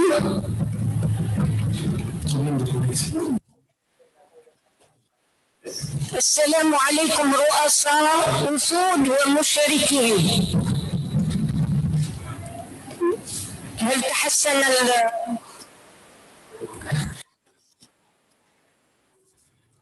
Maybe there's a chance to change the microphone. أريد أن أتدخل في التقرير الذي قدمته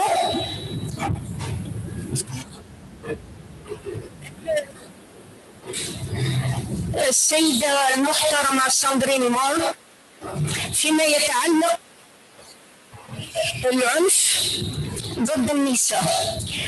وفقط استكمال للتقرير أقول وأخبر المشاركين أن في الجزائر العنف ضد النساء كان في السابق قديم مندمج في الضرب والجروح العمدية أو العمدي في قانون الجزائري، بينما في 30 ديسمبر 2015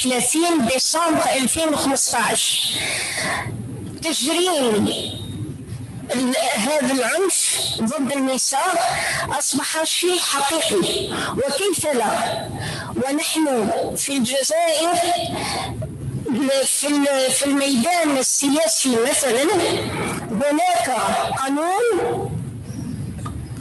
في 2012 يسمح للنساء حظوظ كبيرة بطريق الكوتا في المجالس الانتخابية،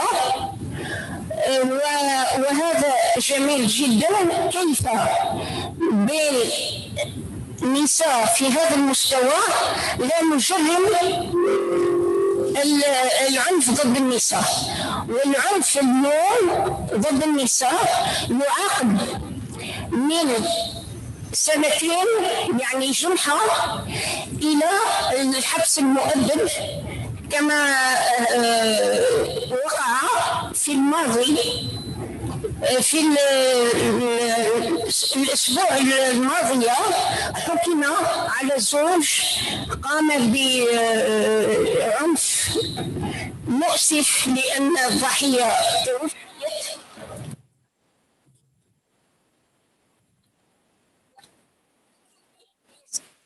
مؤبد، وهذا جميل جدا. لازم القوانين، أنا أظن السيدة ساندرين تكلمت عن التحسيس والتدخل، المشرع تدخل بتجريم هذا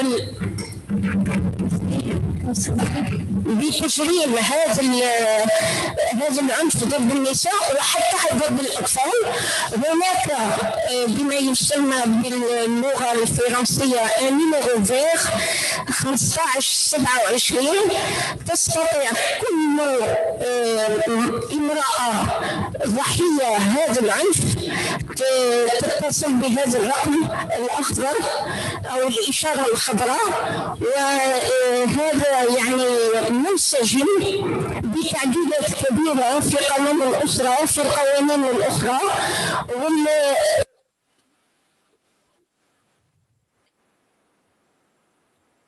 فقط بطبيعة الحال، ولكن سمعت المشاركة بتاع البرتغال وهذه عامة، وهذه عامة التحسيس وتطوير الأذهان، لأن بطبيعة الحال لاحظنا كنساء جزائريات أن كل الطبقات الاجتماعية بالعنف، ليس كما يقال طبقة اجتماعية معينة، ولكن كل الطبقات الاجتماعية، وهذا موجود في العالم كله. أنا فقط كنت يعني إنني مسرورة أن أقول لكم أننا أظن أننا في المستوى التي طلبته السيدة ساندرين، والسلام عليكم.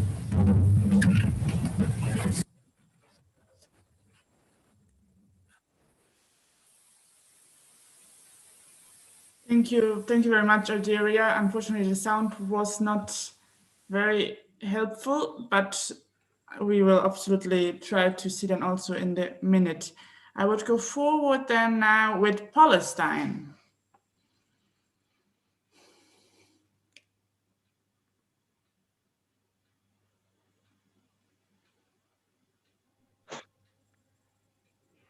مرحبا.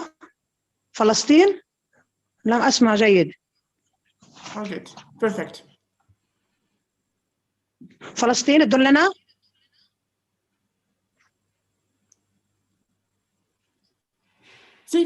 Please go ahead. مساء الخير. في البداية أود أن أشكر طبعا برلمان البحر المتوسط على إتاحة الفرصة لي أن أتكلم باسم الوفد الفلسطيني، وأتمنى فعلا هناك قمنا بإرسال عدة توصيات باسم الوفد الفلسطيني في المجلس الوطني أن تؤخذ بعين الاعتبار، لأننا أصبحنا يعني نعاني الأمرين في فلسطين، والواقع اتجاه العنف ضد المرأة أصبح يعني أصبح بشكل غير مقبول وشكل صعب جدا. نحن في فلسطين عندما نتكلم عن العنف ضد المرأة، العنف في كل العالم يختلف عن العنف ضد المرأة في فلسطين. العنف المجتمعي أولا هو عنف مزدوج نتيجة الاحتلال، هذا الاحتلال الذي فرض على المجتمع الفلسطيني واقع صعب جدا، هدم، قتل، تشريد من المنازل. نحن نتكلم عن منع الخدمات الصحية، منع الخدمات المتعلقة بالتعليم، منع الخدمات المتعلقة أيضا بالضمان الاجتماعي. نحن نعيش في فلسطين لا أمن ولا أمان، هناك خطر حقيقي على السلم الأهلي. فبالتالي الاحتلال ده كل مرة نأتي ونتقدم ونتكلم عن البيئة المستدامة وعن التنمية، يعني نحن دائما لا يوجد لدينا امل ولا اي يعني هوب في المستقبل ان فعلا ان نعيش كباقي شعوب العالم. نساء فلسطين يعني يعانوا من الاحتلال ويعانوا من المجتمع والموروث الاجتماعي ومن العادات والتقاليد التي نعيشها، لكن الفقر الذي نعيشه نتيجه الاحتلال والواقع الاقتصادي الصعب وخاصة في فترة كوفيد، يعني العنف أصبح يعني غير مقبول. نحن في فلسطين اليوم نتكلم عن 250% ارتفاع معدل العنف في فلسطين، وفي القدس بشكل خاص من قبل الاحتلال. هناك عنف نتيجة الاحتلال مباشر، لأننا عندما كيف ستكون هناك عائلة تعيش في وضع طبيعي وهي تحلم كل لحظة أن يأتي الاحتلال وترضى من بيتها، أن يأتي الاحتلال ويدمر المدرسة التي يعيش فيها طفلها أو يتعلم بها طفلها؟ كيف سيكون هناك استقرار وعدم وجود عنف مجتمعي وهناك احتلال في كل لحظة يطرد، وفي كل منطقة في القدس يهجر النساء والأطفال ولا يكترث كل قوانين حقوق الإنسان؟ عندما نتكلم عن العنف المجتمعي، أصل العنف المجتمعي سبب الرئيسي عدم وجود عدالة اجتماعية، عدم وجود عدالة سياسية. فنحن في فلسطين نعاني عندما يعني نتكلم عن غزة وعندما نتكلم عن الضفة الغربية، هناك آلاف المشاريع التي أقيمت من أجل تقديم خدمات للنساء الفلسطينيات ومن أجل دعم وتقليل من العنف، لأن الاقتصاد الجيد يقلل من العنف، لأن الفقر والبطالة يؤدي إلى عنف مضاعف. فبالتالي حاولنا وما زلنا نحاول، لكن يأتي الاحتلال في لحظات ويدمر كل شيء، حتى المشاريع الصغيرة، حتى الملايين التي قامت المؤسسات والمبادرات الدولية في دعم لفلسطين. هذه المشاريع الآن هي في خطر كبير جدا أنها تدمر الاقتصاد. المنصات الاجتماعية اليوم في كل فلسطين نتكلم عن عدم استدامة في أي شيء، لا يوجد أي أمل في شيء. فبالتالي العنف المجتمعي، أنا أتكلم كامرأة أعيش في مخيم للاجئين في القدس، أنا أعيش في مخيم للاجئين جدار وواقع صعب، وأتكلم عن حاجز عندما أخرج إلى المدرسة أو يخرج طفلي إلى المدرسة 3 ساعات على الحاجز. يعني كيف يكون هناك عنف؟ كيف سيذهب الطفل إلى المدرسة ويأتي بعد ساعتين من الدوام يأتي إلى منزله؟ أكيد سيكون هناك عنف، الأم تنضغط، الطفل ينضغط. نحن نعيش واقع صعب جدا. غزة الضحايا التي إسرائيل قامت بقتلها في الفترة الأخيرة هي من النساء والأطفال، أي أن العنف المنزلي، أي أن المناظر التي نشاهدها يوميا، أي أن القتل والعنف يا أخواني يا أصدقائنا يا كل برلمان العالم، هذا العنف ماذا سيولد لدى النساء؟ عنف. الأطفال لا يرون إلا الدم إلا الدماء، فبالتالي العنف المجتمعي ازداد. مرة أخرى أتقدم فعلا بأن يكون لكل برلمانات العالم، ليس مجرد أن يكون هناك مشاريع قرارات، أن يكون هناك برلمانات تشرع قوانين. المهم نحن أن نحافظ على السلم الأهلي، نحافظ على كينونة الأسرة، أن نحافظ على نقلل من العنف المجتمعي الذي أساسه هو عدم وجود عدالة في كل شيء، التمييز العنصري الذي يمارس. فبالتالي نحن بحاجة إلى آليات تطبيق، نحن بحاجة إلى يعني نحن قدمنا في فلسطين تقرير موازي حول اللجنة الاجتماعية والاقتصادية حول المصائب التي نعيشها في فلسطين كنساء من نتيجة العنف المنزلي. فبالتالي إسرائيل عليها أن تتحمل المسؤولية الأولى كدولة محتلة لفلسطين، تحمل المسؤولية الأولى تجاه قضيتنا الفلسطينية، تجاه العنف الذي يمارس على النساء. نحن نتكلم عن ضمان اجتماعي، هناك تمييز عنصري بين المستوطن الذي جاء وعاش على أرضنا وبين المواطنين الفلسطينيين الأصليين أصحاب الشعب الفلسطيني الذي يعيش في القدس على سبيل المثال على بعد أمطار. هناك مستوطنة يأخذ كل الخدمات الصحية الاقتصادية التعليمية. نحن نعيش في فقر، نعيش في تهميش. فبالتالي نعم العنف سيستمر وسيتحمل المجتمع الدولي تشهد العنف. لذلك أنا أعرف أن برلمانات العالم وبرلمان البحر المتوسط لخصوصيته عليها أن يتحمل مسؤولية. التوصيات التي أرسلناها كمجلس وطني مهمة جدا، ونحن جاهزين للتعامل مع كل مبادرات العالم، كل المبادرات الدولية، كل مبادرات البحر المتوسط. نحيي كل الشعوب وكل البرلمانات التي استنكرت العنف، أول العنف هو عنف الاحتلال والذي أدى إلى عنف مجتمعي. نحن عندما نرى دماء أصبحوا أطفالنا لا يحملون إلا المسدسات والمرشاشات البلاستيكية، أصبحوا لا يرون كيف سيدافعون عن أنفسهم. ظلم، قهر على حواجز، قهر بالشوارع، فقر مدقع. فبالتالي نحن بحاجة اليوم إلى أدوات جديدة، بحاجة أن نعزز السلم الأهلي، أن ندعم المرأة الفلسطينية. أتمنى على برلمانات العالم ومؤسسات ومنظمات المجتمع المدني أن تقدم للنساء الفلسطينيات بشكل عام والمقدسيات. وأنا هنا عندما أتكلم عن المقدسيات أتكلم عن منطقة منكوبة، عن أحياء كاملة منكوبة، يعني كل لحظة تنتظر. حتى أن النساء اليوم أصبحوا يعني أخوان يعني وأخوات، يعني أعضاء البرلمان البحر المتوسط. هناك نساء اليوم تنام في ملابس الخروج بالأحذية، هناك أطفال تنام بالأحذية. هذا يعني تخاف أن يأتي الإسرائيلي وأن يقوم بطردها وتشريدها. عندما نتكلم عن الشيخ جراح وعن سلوان، عندما نتكلم عن أحياء كاملة وعنف منزلي، أي حياة طبيعية ستعيش هذه المرأة ستمارس كل الضغط الذي يمارسه الاحتلال، ستمارسه وتفرغه على طفلها وعلى عائلتها. فبالتالي الرجل يمارس الضغط على المرأة لأنه لا يوجد لديه قوت لأطفاله، والمرأة تمارس على الأطفال. فبالتالي أن نحن ندفع الثمن والاحتلال لا يكترث. وهناك مزيد حتى أن إحصائيات الاحتلال الإسرائيلي وإحصائيات الضمان الاجتماعي والشؤون الاجتماعية الإسرائيلية أكدت أن حالات هناك كان 37 شكوى شهرية، اليوم نتكلم عن 647 شكوى شهرية تتقدم بها النساء نتيجة الواقع الصعب التي تمر. شكاوي ضد العنف المجتمعي، العنف النفسي والعنف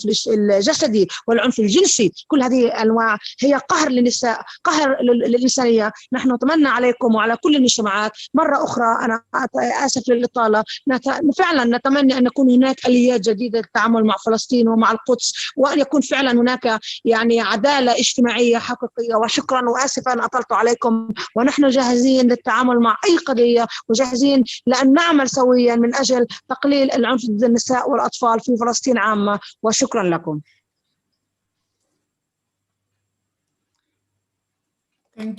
Thank you very much. I would now give the floor further to Turkey.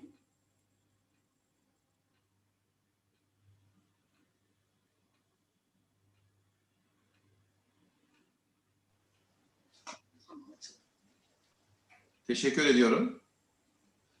Sayın Başkan, sayın meslektaşlarım, bu çevrim içi genel kurul toplantısı düzenlendiği için Akdeniz Pay'a teşekkür ediyorum. Katılımcılara güzel ve sağlıklı günler diliyorum. Bu Covid-19 salgını ve pandemisi hepimizin hayatını çok derinden etkiliyor. İnşallah aşılamanın dünyada hızla tamamlanmasıyla meslektaşlarımızla yüz yüze görüşeceğiz diye ümidimizi yüksek tutuyoruz önümüzdeki günler için. Bu kapsamlı çalışma için, bu kapsamlı rapor için emeği geçenlere ve özellikle Sayın Raportör Mörş'e teşekkür ediyorum. Ben de rapor konusunda, ülkemdeki yasal ve politik çerçeve konusunda birkaç şey söylemek istiyorum. Türkiye, uluslararası toplumun kadın haklarının korunması ve geliştirilmesi yönündeki çabalarını hem yasal çerçeve hem de uygulama bakımından her zaman desteklemiştir.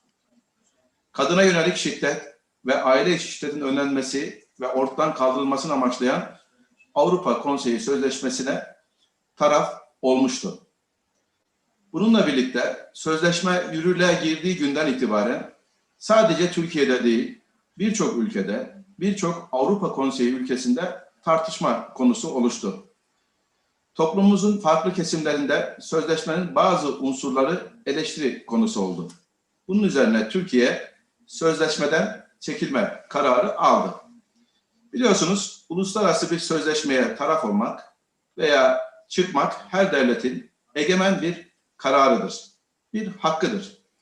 Zaten sözleşmenin de bu sözleşmeden ayrılma konusunda açık hüküm vardır.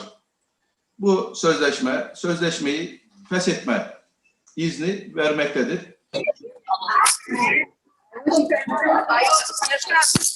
Türkiye aynı zamanda şunu da ifade edeyim. Hala tabii İstanbul Sözleşmesi'ni imzalamamış birçok Avrupa ülkesi ve Avrupa Konseyi bulunmaktadır.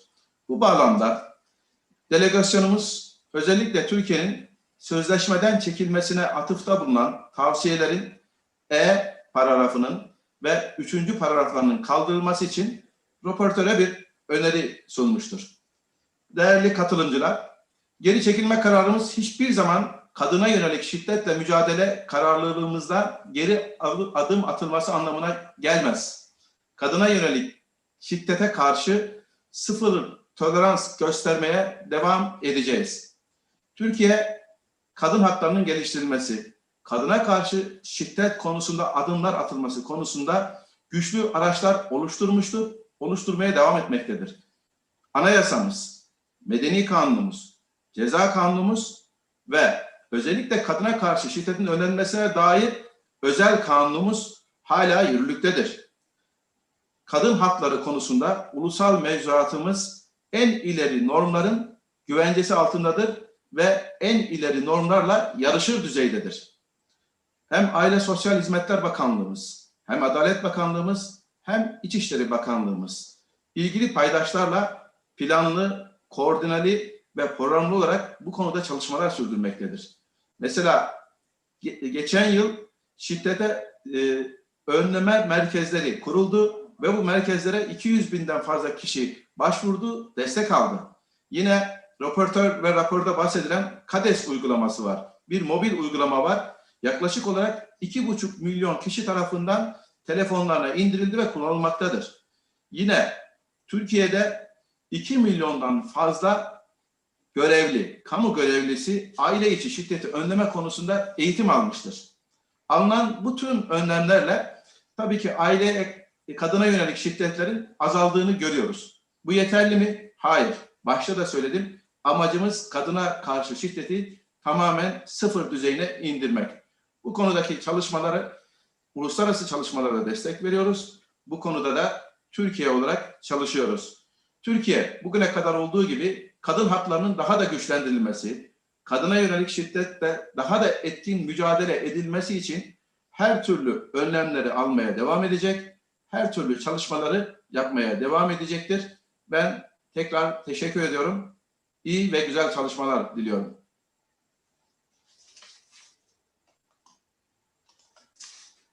Thank you very much. We'll pass the floor now to San Marino. Thank you. Signor Presidente, egregi colleghi, grazie. Desidero ringraziare fin da subito la collega Morse per la dettagliata relazione e intervenire... One moment. There is no interpretation. Can the Italian interpreter assist, please? Thank you. Signor Presidente, egregi colleghi, desidero ringraziare la collega Morse per la dettagliata relazione e ad integrazione di quanto già predisposto nel 2008 con la legge a contrasto. Matteo, sorry that I interrupt. There is no interpretation in other languages. Vado in inglese allora. Stanno dicendo dalla interpretazione che l'interprete italiano dovrebbe usare ovviamente il channel inglese, just for helping out. Possible, yes. I don't know. Se no intervengo in inglese. Okay. Can you hear interpretation? Yes. Interpretation was forthcoming. Yes. It just didn't reach the listeners. We don't know why. Okay, Matteo, so can now you hear can interpretation? Okay. Absolutely. Thank you. Signor Presidente, egregi colleghi. Madam Chairperson, dear colleagues. Can you hear interpretation into English? Desidero ringraziare innanzitutto la collega Morse. First of all, I would like to thank Mrs. Morse per la dettagliata relazione for her detailed report, e ad integrazione di quanto già previsto e predisposto. and further to what was already said. Excuse me, Alex team speaking here. We will have to proceed to a technical adjustment. There is something wrong here. Con la legge a contrasto dei reati contro le donne della firma della Convenzione di Istanbul il 30 aprile 2014, la quale riconosce the audio from San Marino is not coming. The sound from San Marino is not coming. Okay, Matteo, I think there are some technical problems, so I would just ask San Marino kindly if it could intervene in English. Vado in English. Grazie mille, perfetto.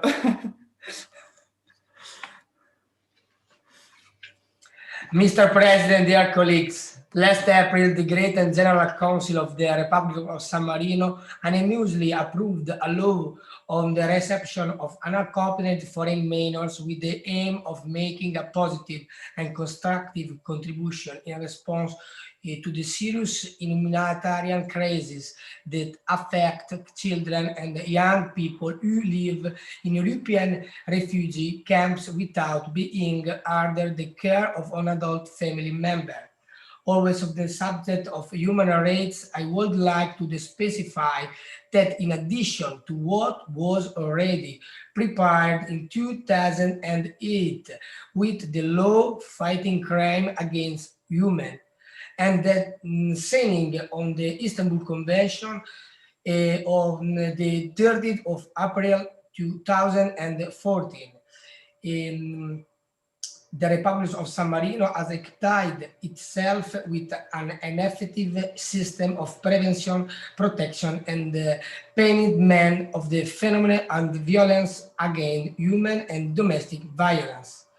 The organs at the international level to proceed with regulatory intervention to prepare an effective system for the protection of women and freelet in general has been acknowledged within our international system and progressively implemented with the commitment to combat all forms of violence to the detriment of the female gender. Over the years, our Republic has made significant progress at the regulatory and the organization level, but above all at the cultural level, pursuing the objective and the equal society, attentive and sensitive to every individual through the respect of the dignity, of the freedom and autonomy, not only of women, but of its individual through listening, proximity, and recognition of the rewarding sense of aggression. Another important tool recently adopted by our legal system is the introduction of the crime of illicit dissemination of sexually explicit images or video in contrast to reverse porn. Moreover, there has been the creation of a special app called Tekum, born from the need to respond immediately to problems of domestic and gender violence during the Covet-19 pandemic, and which allow to make environmental recordings, kick emergency calls via mobile phone, and allow geolocation to first aid. Thank you. Thank you very much for San Marino. So I will now pass the floor to Syria.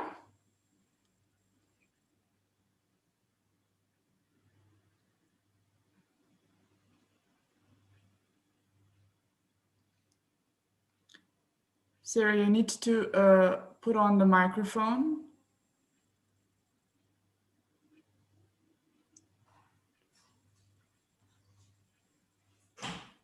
مرحبا، أشكر لكم جهودكم بشكل عام وإتاحة الفرصة للمداخلة في هذا الجانب. أنا شيرين اليوسف، عضو مجلس الشعب في السوري. هذا الجانب المهم الذي نتحدث عنه اليوم هو العنف الأسري، ولا شك أنه في غاية الأهمية لما فيه من تأثير على المجتمع بشكل عام وعلى الأسرة كذلك، وبشكل خاص المرأة والطفل.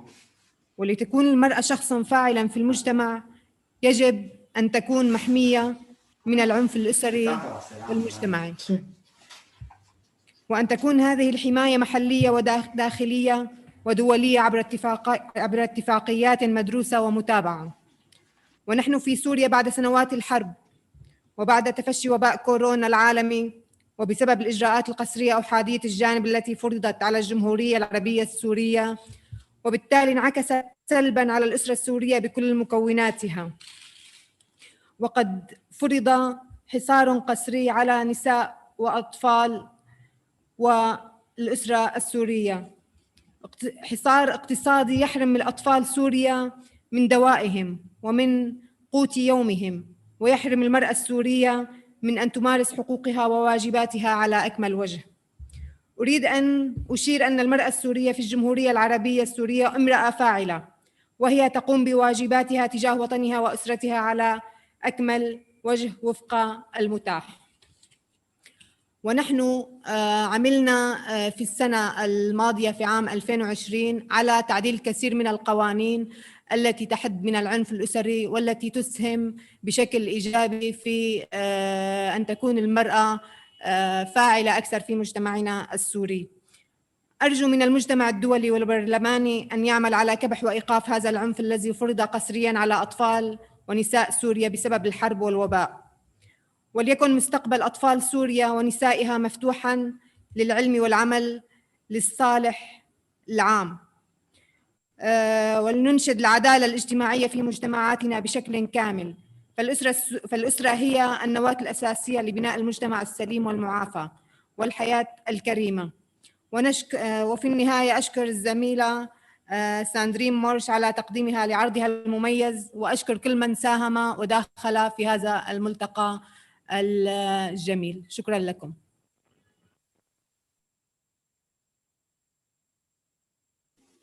Thank you very much for the intervention. I now leave the floor to our last speaker, which is Tamar Moussi. Please, the floor is yours, and then we close this session, this first session.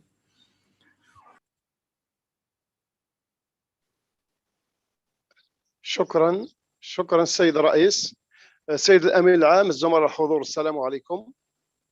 نشكر الزملاء الذين حضروا هذا التقرير الذي تعرض إلى كثير من النقاط المتعلقة بالعنف الأسري، وإضافة إلى ما قالته الزميلة من الجزائر سابقا. أقول أنه هناك عدة قوانين في الجزائر أصبحت تجرم الأفعال المتعلقة بالعنف ضد المرأة وضد الطفل كذلك على كل المستويات المجتمعية خاصة، وكذلك على المستوى القانوني. هناك عدة تشريعات يعني كل مرة تعالج قضية من هذه القضايا، وهناك رقم أخضر يتم من خلاله التبليغ على مثل هذه الممارسات، على مثل الابتزاز والتحرش الجنسي إلى آخره، وخاصة في ميدان العمل وحتى على مستوى الأسرة الصغيرة. لكن فقط عندي ملاحظة أن هناك بعض التشريعات قد تحتاج إلى نقاش أوسع، لأنها قد تتعارض مع بعض القوانين المحلية، مثل الاغتصاب الأسري داخل الأسرة أو بين الزوجين. فهذا الموضوع له أطر تنظمه وقد تختلف بين دولة وأخرى. كذلك نأسف للعنف المعنوي والجسدي الذي تتعرض له المرأة المسلمة في بعض الدول الغربية فقط لأنها ترتدي حجاب أو ترتدي خمار سكارف. وطبعا هذا يدخل في إطار الحرية الشخصية، فقد يعني نقبل ذلك وننتظر ذلك من تيارات متطرفة، ولكن لا يمكن قبوله من أن يكون أو يصدر من طرف سياسيين مرموقين أو تسن له قوانين حيث تمنع المرأة من بعض حرياتها الشخصية مثل ارتداء هذا الخمار. نشكر الزملاء مرة ثانية وشكرا.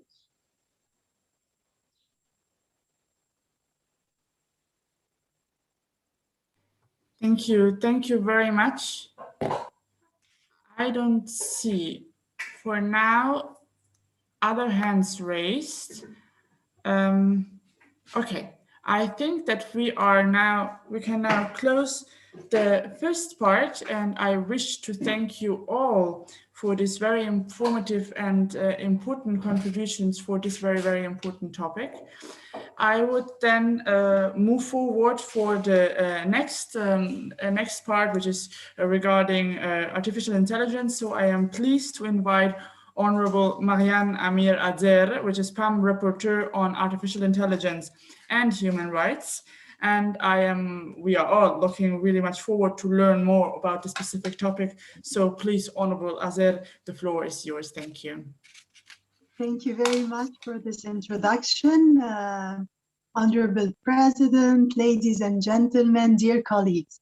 It's a great pleasure for me to attend and to address this meeting in my capacity as a rapporteur for the Parliamentary Assembly of the Mediterranean on Artificial Intelligence and Human Rights. Our world is going through significant changes, such as digital transition and the increasing value of data. Within this context, artificial intelligence is more and more present in our daily lives, bringing both positive effects on our individual and collective comfort, as well as potentially negative consequences on our fundamental rights. Please allow me to provide a brief account on the work carried out on the report entitled Protecting Human Rights in an Increasingly Automized World, Artificial Intelligence Opportunities for Parliamentarians, as well as on the accompanying policy recommendations. This work aims to stimulate a parliamentary debate on AI and to promote common strategy through AI-related legislation. You know that the rapid development of artificial intelligence and the lack of legislative framework to regulate this new reality may prove to be a threat to human rights. Artificial intelligence in the field of content display is driving towards greater personalization on each individual's online experience, which is very dangerous. In an era of information overflow, the promise of personalization carries a sense of order to the internet and digital platforms and to save valuable time. Benefits may also include the ability to easily access information and services in a greater range of languages or information which is more timely and relevant to one's personal experience or preferences. However, artificial intelligence-driven personalization may also minimize exposure to diverse views, interfering with individual capacity to seek and share ideas and opinions across ideological, political, or societal divisions. Such a pre-framed personalization may reinforce biases and incentivize the promotion and recommendation of inflammatory content or disinformation in order to sustain users' online engagement. This report on artificial intelligence and human rights highlights the following findings. First, if artificial intelligence can provide immediate benefits, it is important to be aware of the possible several negative consequences related to increased use of AI in our daily lives. For example, the increase of the use of AI may cause a potential increase in unemployment. The more human cognitive skills are being reproduced by AI, the more it will make humans increasingly vulnerable to be replaced by technology, unfortunately. AI influence bias is also a threat, as there is a great chance to perpetuate discrimination through the creation of discriminatory profiling, often in the forms of sexism and racism. This is particularly damaging in sectors such as criminal justice, counterterrorism, predictive policing, and job markets. We are also seeing growing distrust towards the new technology. This trend can be explained by the lack of clear information and transparency over how and who operates technologies and for which scopes it is used, and this is very important. In this regard, it's imperative to create an environment of trust enhanced by an open and clear dialogue among governments, the scientific communities, and all AI-related industries. Secondly, those potential threats underline the need for cooperation in all AI-related areas. There is a growing consensus on the need for a universally shared, solid framework of reference to govern AI, both on national and international levels, in order to ensure respect of international human rights laws. However, this is hindered by the fact that many countries tend to prioritize a race to discovery and innovation in this field, neglecting its informative and normative consolidation. To build a legislative framework on AI, it is important for parliamentarians to contribute to sharing knowledge, experiences, and good practices. Indeed, many initiatives already exist, such as the establishment of the AI Policy Observatory by the OECD and the Council of Europe's guidelines for the ethical use of algorithms applicable with justice systems, among others. We can also highlight the fact that the PAM countries already stand out for initiatives adopted at national levels. For instance, many governments are currently working on national strategies for AI in which they demonstrate their respective countries' potential and interest in encouraging AI implementation and development. Thirdly, it is important for PAM parliamentarians to acknowledge the key role that legislation on AI plays in the context of protection of human rights. National and international parliaments share the responsibilities to respect and protect human rights and to implement international obligations and standards. In this regard, PAM MPs are encouraged to initiate within the Assembly a debate aimed at finding common values and rules which have to guide AI application. This will indeed help to achieve normative harmonization at regional level and to develop a set of AI guidelines for the Euro-Mediterranean region. Dear colleagues, I've prepared a set of concrete policy recommendations to support PAM member parliaments. Above all, I strongly encourage to support PAM's efforts and activities in analyzing and supervising AI's potential to improve and not undermine people's rights. In this regard, PAM should serve as a parliamentary platform for exchange of good practices of AI and to share expertise and lessons learned in enacting national legislation to protect human rights. I would also encourage the promotion of the full respect of fundamental principles, such as non-discrimination, transparency, impartiality, and fairness, as well as compliance with international law in developing, deploying, or operating AI systems. Lastly, I invite you to ensure the effectiveness and effective implementation of norms on the protection of personal data. The norms of the protection on personal data, such as the Convention for Protection of Individuals with regard to automatic processing of personal data, set up in September 2019. I would now kindly ask the PAM Secretary General, Honorable Ambassador Sergio Piazzi, to read the full list of recommendations. Thank you. Thank you very much. I will proceed with reading the recommendations.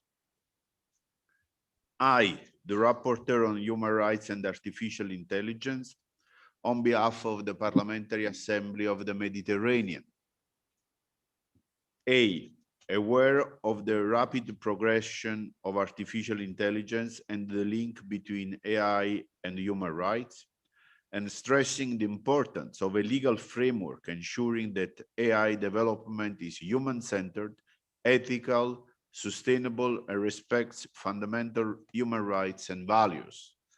B, taking note of UN General Assembly Resolution 65123, 66261, 68272, and 70-98, welcoming the contribution of parliaments to the work of the Human Rights Council. C, recalling the Human Rights Council report 3825 and the draft principles on parliaments and human rights, as well as the PAM resolution, PAM MPs for Human Rights, adopted on 22 February 2019 during the 13th plenary session in Belgrade, Serbia. D, stressing the crucial role of parliaments to ensure that new technology are compliant with the national and international human rights framework and that they protect democratic values and diversity in conformity with the Paris principles. Number 1, reaffirm the need for PAM parliamentarians to familiarize themselves with this relatively new field, achieve common understanding and a shared view on governance and policy setting of the subject. Number 2, reaffirm PAM attachment and commitment to AI development in full respect of fundamental rights and freedom in the Euro-Mediterranean and Gulf regions. Number 3, call on PAM parliamentarians to contribute to the beneficial development of AI while bearing in mind the principles set by other international organizations, such as the Council of Europe and the OECD, to enhance and guarantee transparency, lawfulness, and consistency with international human rights law. Number 4, urge PAM parliamentarians to promote legislative action that ensure the full respect of fundamental principles such as non-discrimination, transparency, impartiality, and fairness. Number 5, encourage PAM members to ensure the effective implementation of norms on the protection of personal data, recalling the Convention for the Protection of Individuals with regard to automatic processing of personal data, set up in September 2019 on the occasion of the 1353rd meeting of the Committee Ministers of the Council of Europe. Number 6, invite PAM delegates to benefit from the PAM strategic partnership with the OECD and to encourage them to considering the 2019 OECD principles on artificial intelligence in shaping legislative harmonization and regulatory frameworks. Number 7, urge PAM members to create a stronger, more comprehensive and more widely shared legal framework of reference to govern artificial intelligence for a safe development and use of AI devices. Number 8, invite PAM parliamentarians to address the criminal use of artificial intelligence in their legislative drafting work, as well as to enhance cooperation with the national security services in this regard. Number 9, reaffirm the needs for awareness raising and AI-related education within civil society to promote a climate of trust enriched by an open and clear dialogue with the governments, the scientific community, and all the AI-related technical industries.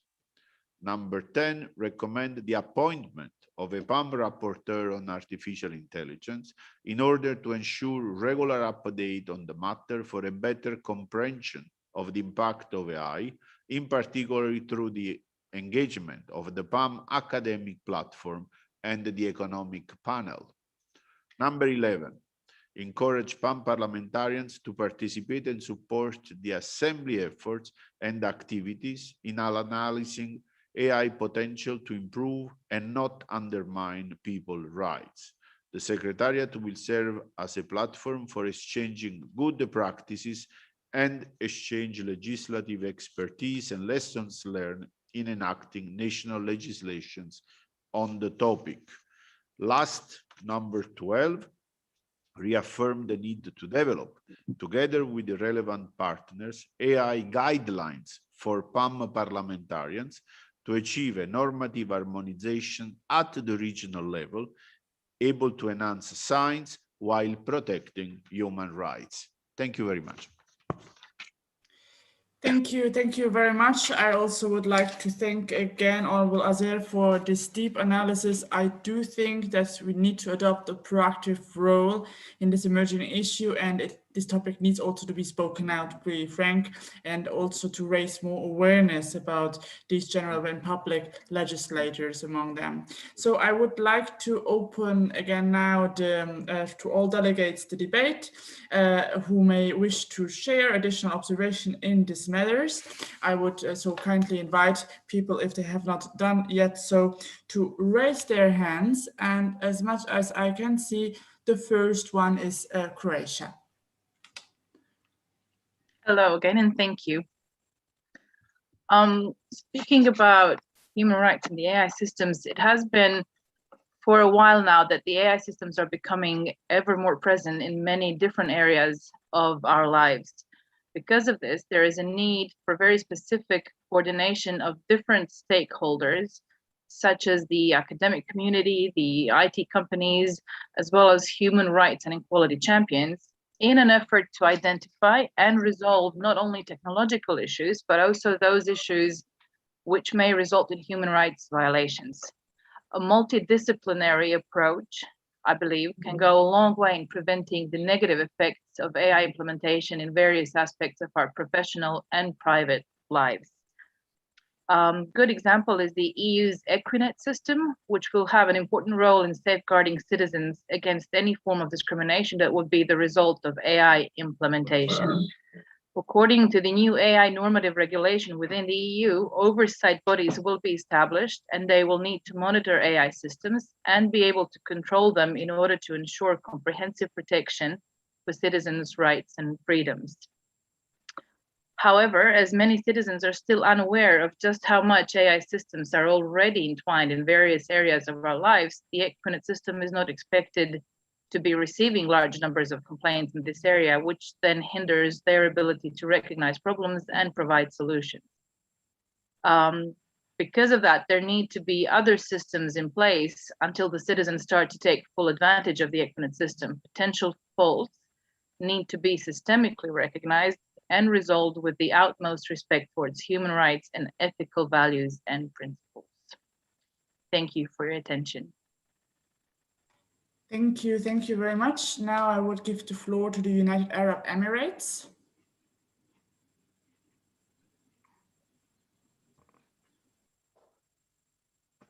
السيدات والسادة، في البداية أود أن أشكر السيدة المقررة على ما تم طرحه من توصيات بموضوع حماية حقوق الإنسان في عالم آلي متزايد الذكاء الاصطناعي فرصة للبرلمانيين. وأود التعقيب على أهم الأفكار التي طرحت، حيث نرى أن هناك العديد من التحديات التي تتعلق بحماية حقوق الإنسان في ظل تزايد استخدام التكنولوجيا ومنها. أولاً، بالرغم من أن العديد من القوانين الدولية لحقوق الإنسان لا تزال فعالة في العصر الرقمي الحالي، وتزايد استخدام الذكاء الاصطناعي لحماية الحق في الخصوصية، إلا أن العديد من التشريعات المحلية الوطنية غير كافية ولا تواكب هذه التغييرات الحاصلة في العصر الرقمي، حيث أن هناك غياب للشفافية في العديد من الدول فيما يتعلق بالسياسات المرتبطة بالمراقبة. ثانياً، تزايد عدد الأطراف الفاعلة فيما يتعلق بانتهاكات الخصوصية والحقوق الفردية من خلال الإنترنت، حيث أن الدول والحكومات ليست فقط هي الجهات الفاعلة التي لديها التأثير ويجب أن تتحمل المسؤولية عن انتهاك الخصوصية، ولكن على شركات تكنولوجيا المعلومات والاتصالات أن يكون لها مسؤولية عدم انتهاك الخصوصية. ومن هنا تأتي ضرورة تقييد الشركات بأخلاقيات العمل والأطر القانونية الدولية، مثل المبادئ التوجيهية للأمم المتحدة بشأن الأعمال التجارية وحقوق الإنسان المنهجية. وفي هذا الإطار نود أن نتقدم بالاقتراحات التالية: دعوة البرلمانات للمراجعة الفورية لكل القوانين والممارسات الوطنية لضمان توافقها مع القوانين الدولية لحقوق الإنسان والتي تحمي الحق في الخصوصية، وتقييم تلك القوانين المحلية بشكل منتظم للتأكد من أنها تعكس التطورات التكنولوجية السائدة.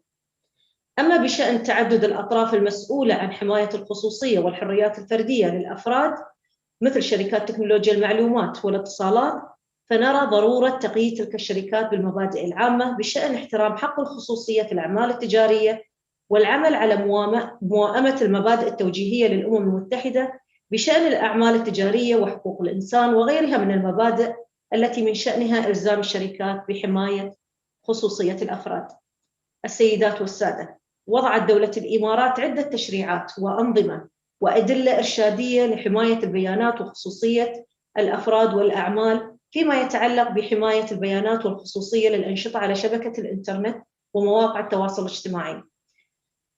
فقد طبقت دولة الإمارات القانون الاتحادي رقم 12 لسنة 2016 في شأن مكافحة جرائم تقنية المعلومات وغيره من القوانين المتعلقة بحماية الخصوصية ومنع انتهاك البيانات الشخصية عند استخدام وسائل التواصل الاجتماعي، حيث يحظر القانون كل من استخدم شبكة معلوماتية أو نظام معلومات إلكتروني أو إحدى وسائل تقنية المعلومات في الاعتداء على الخصوصية للأفراد.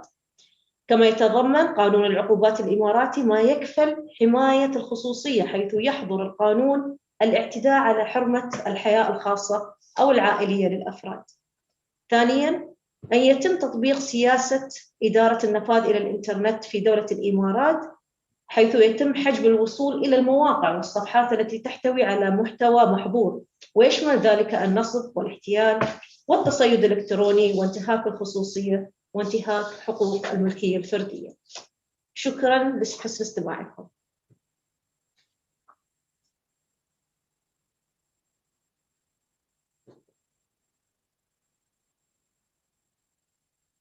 Thank you very much.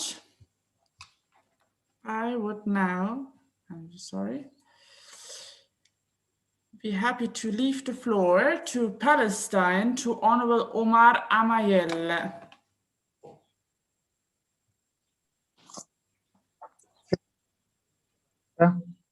وأوجه التحية لكل زميل وزميلة في برلمان البحر الأبيض المتوسط يحرص على حماية حقوق الإنسان أيا كان مكانها، ويحرص على معاقبة المعتدي على هذه الحقوق أيا كان هذا المعتدي.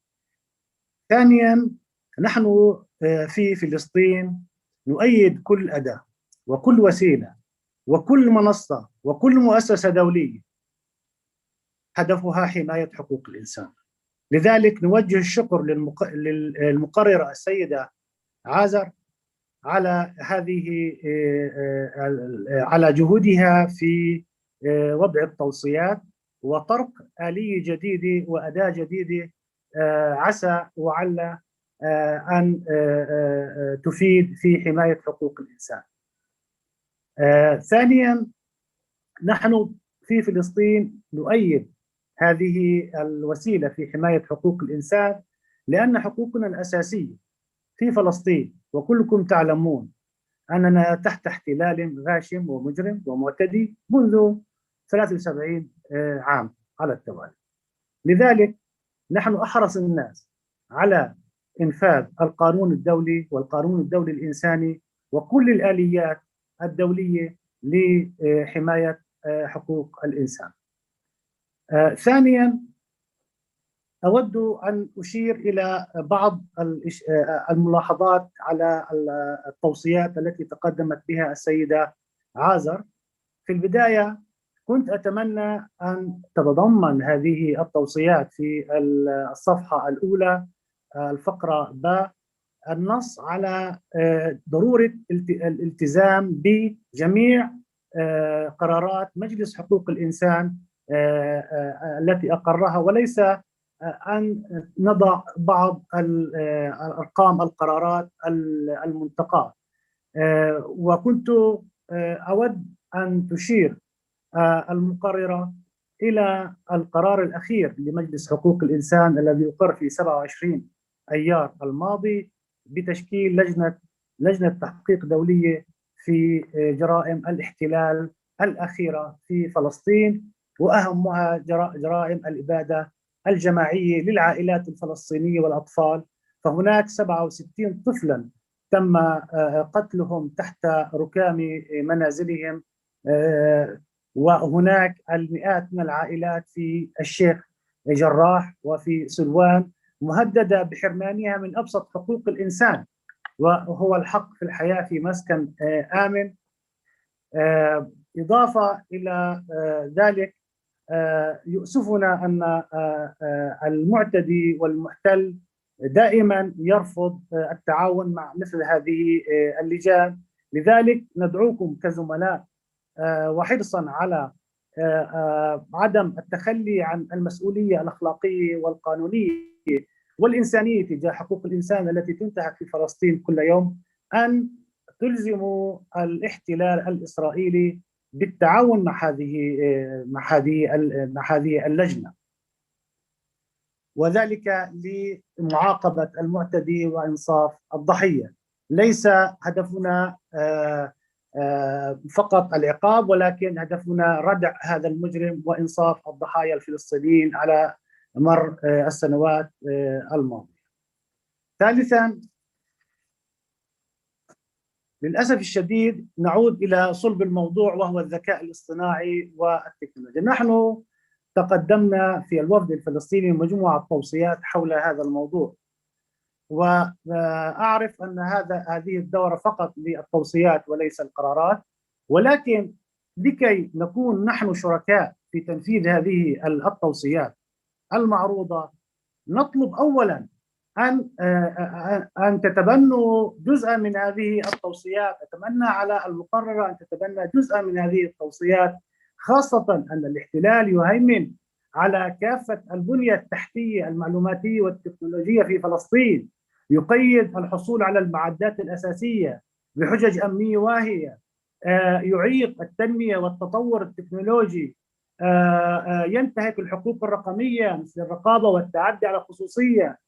يعني نحن كيف يمكننا في فلسطين أن نساهم في تنفيذ هذه التوصيات ونحن نحرم من حقوقنا؟ أيضا هذا الحصول على التقنيات التكنولوجية هي حق من حقوق الإنسان، نحن محرومون منها بفعل الاحتلال.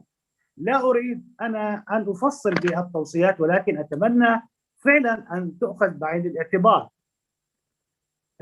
لحماية حقوق الإنسان الفلسطيني من عمليات الابتزاز التي تقوم بها الأجهزة الأمنية الإسرائيلية على وجه الخصوص باستخدام بعض البرامج والصفحات الإلكترونية للوصول إلى بيانات مثلا الهاتف الذكي وملفات الفلسطيني التنصت عليه، فضلا أن هذه التكنولوجيا والذكاء الاصطناعي الذي تتميز به إسرائيل توظفه للأسف الشديد، توظفه لقتل الفلسطينيين، للتفنن في ابتكار قصف المدنيين وتدمير المنازل فوق رؤوسهم. للأسف الشديد إسرائيل تستغل التكنولوجيا لتكريس نظام الأبرتايد الإسرائيلي والتمييز العنصري والاضطهاد الذي أقره تقرير Human Rights Watch. للأسف الشديد فإن إسرائيل تستغل التكنولوجيا والذكاء الاصطناعي لقتل الفلسطينيين الذين يخضعون لاحتلالها منذ 56 عاما على الأقل، في عام 67 إلى الآن. لذلك يجب أن يدان هذا الاحتلال، ويجب أن نضمن في برلمان البحر الأبيض المتوسط ألا يستخدم هذا الاحتلال هذا الذكاء الاصطناعي في انتهاك حقوق الإنسان الفلسطيني. يجب أن نضمن أن يحصل الفلسطيني على حقه في الحصول على كافة المعدات وكافة الأجهزة التي تساعده في تطوير ذكاء الاصطناعي وفي حياته العامة. للأسف حقوق الإنسان الفلسطيني تنتهك دائما، وكثير من الأمثلة التي لا يتسع المجال لذكرها في هذا اللقاء، ولكن فقط أقول ماذا تقولون وماذا يقول الذكاء الاصطناعي في حماية حقوق الإنسان للأطفال الذين قتلوا مؤخرا في قطاع غزة؟ ماذا يقول الأمهات؟ ماذا يقول الأطفال داخل السجون الإسرائيلية؟ بالأمس زارت صحفية معتقلة، اعتقلوها قوات الاحتلال إحدى السجون الإسرائيلية، ولمحت أطفال دون سن 12 بالسجن. أليست هذه حقوق إنسان يجب علينا أن نتحمل مسؤولياتنا القانونية والأخلاقية كممثلين للشعوب للدفاع عنها، فقط نريد منكم إعلاء الصوت لإدانة المعتدي.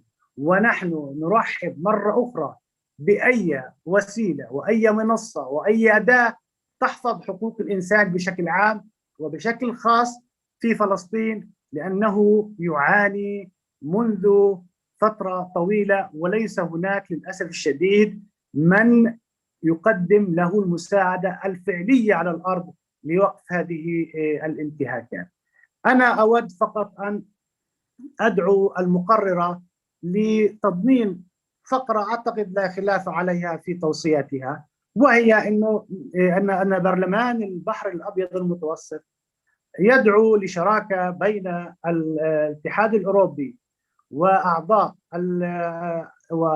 برلمان البحر الأبيض المتوسط لدعم قطاع البرمجيات في فلسطين ومشاريع خاصة، مشروع تطبيق تحدث بثقة، وهو مشروع بالمناسبة هو مشروع لعائلة فلسطينية مع أبنائها ابتكرته وحاز على أفضل جائزة لمسابقة الذكاء الاصطناعي العالمية تكنو فينيشن فاميلي لعام 2020. أخيرا أقول أن حماية حقوق الفلسطيني فقط بحاجة لحمايتكم. حماية حقوق الإنسان الفلسطيني بحاجة لحماية دولية، وقبل كل ذلك بحاجة لإنهاء هذا الاحتلال الذي ما فتئ على مدار هذه السنين إلا وينتهك حقوق الشعب الفلسطيني. وشكرا وآسف للإطالة. Thank you very much. From Palestine, now we would go to Portugal, please. Thank you. Dear colleagues, I'm taking part in this debate in place of my colleague, Honorable Joana Sá Pereira, who is unable to attend this meeting, but has asked me to take the floor in their place to make some notes of this matter. I would like to start by congratulating Honorable Mariana Mirazir for this excellent report addressing the delegates' call for action of this important topic at the PAM Plenary session held in Athens last year. In a pandemic like COVID-19, technology, artificial intelligence, and database science become critical in helping societies deal with the outbreak.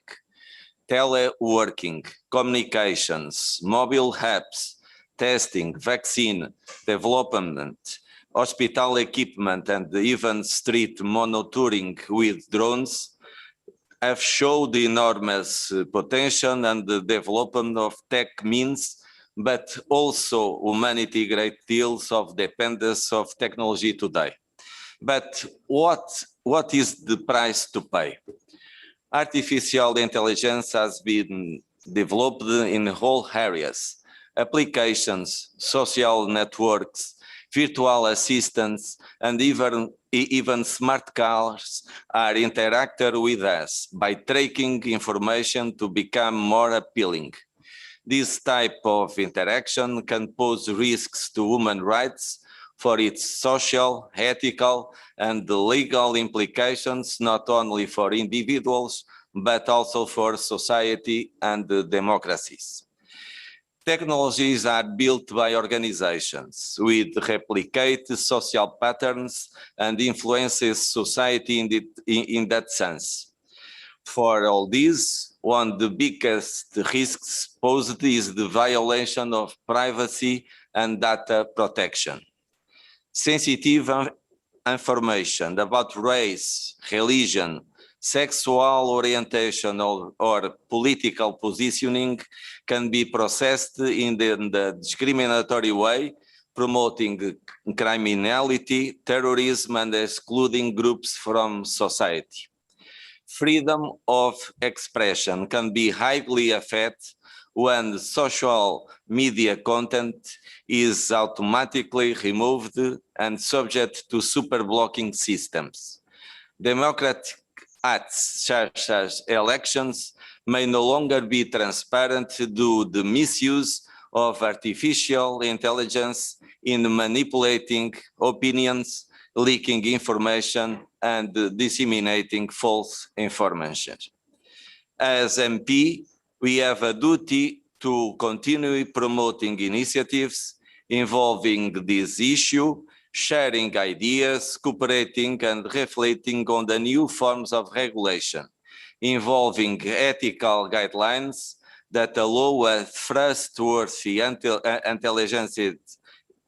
artificial intelligence that safeguards full respect for the fundamental principles of that will ensure people can benefit from the full potential of artificial intelligence without affect the human rights, democracy, and rule of law. We count on PAM to be also on this team, a platform for dialogue and mutual help among all of us. Thank you all. Thank you very much from Portugal. I would like to give now the floor to Greece.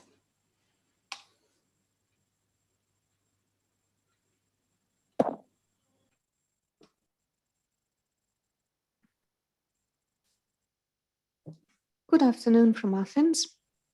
It is a great joy for me to be participating in this event today. I hope that our next meeting will be held live so that we will have the opportunity to interact on a personal level, interpersonal level. It is quite obvious that we live in a world that is changing at all levels. It is changing with respect to technological development, with respect to its productive and consumer model, with respect to energy safety, with respect to healthcare provision and shielding. And within this context, it is obvious that the fourth industrial revolution and the digital era are indeed changing in an increasingly rapid way all balances and equilibriums that we had been used to and that are now shifting at the blink of an eye. And in face of this transition, there is a question that arises once again.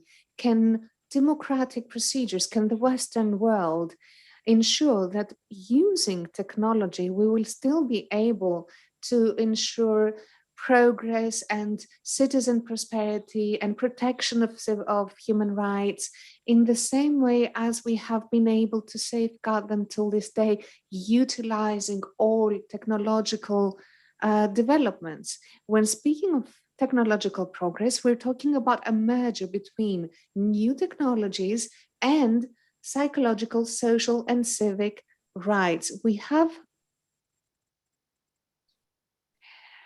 to take into consideration fundamental rights. We have to take into consideration all that has been an acquis for Western democracies, which is now disturbed and shaken, which means that nowadays we need a democratic mobilization, a mobilization of citizens that are informed and sensitive because they have this core of values in order to enable them to move forward and to the day after.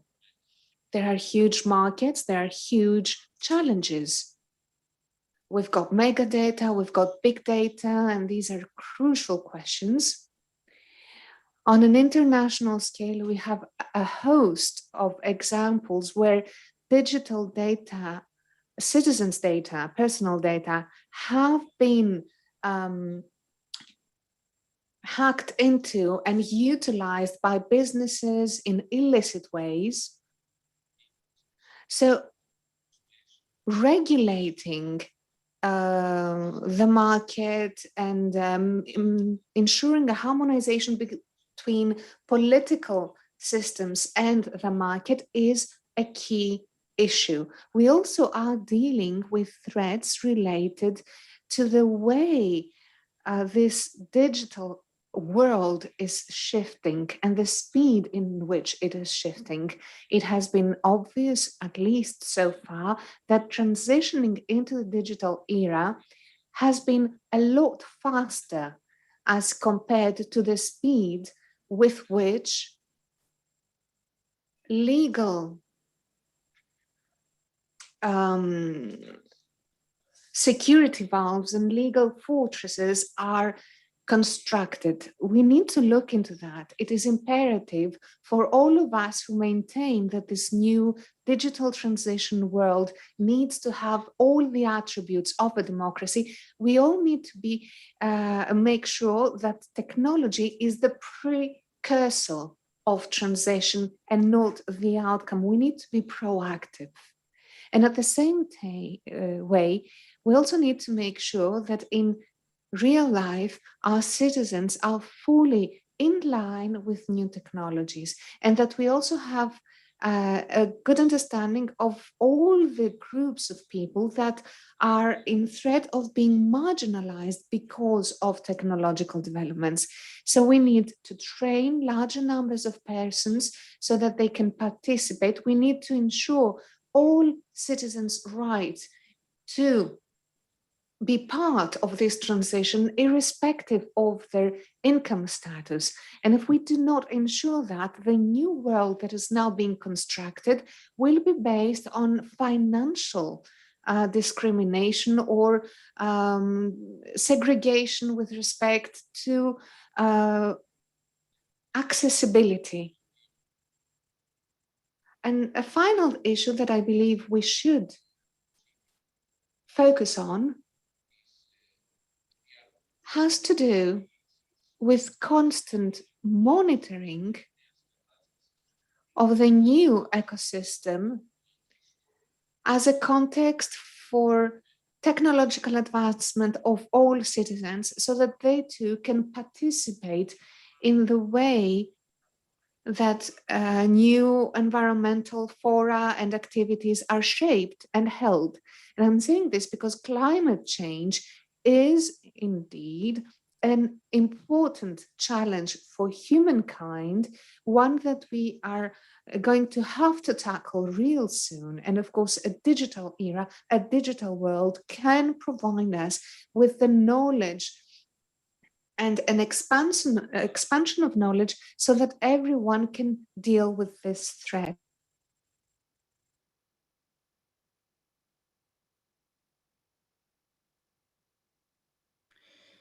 Thank you very much from Greece. I would now pass the floor to the Algerian Parliament.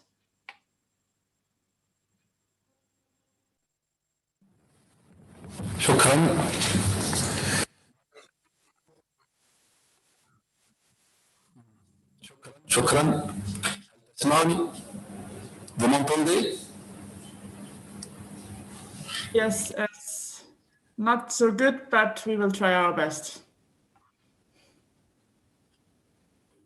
شكرا سيدة رئيسة الجمعية البرلمانية للبحر الأبيض المتوسط. زملاء الذين معنا اليوم.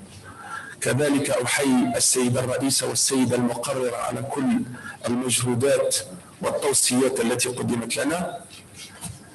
يسعدني التواجد اليوم معكم في هذه الدورة 15 لجمعيتنا البرلمانية الموقرة، التي تجمعنا في تكتل برلماني فعال يمث لشعوب فضائنا المتوسط العريق.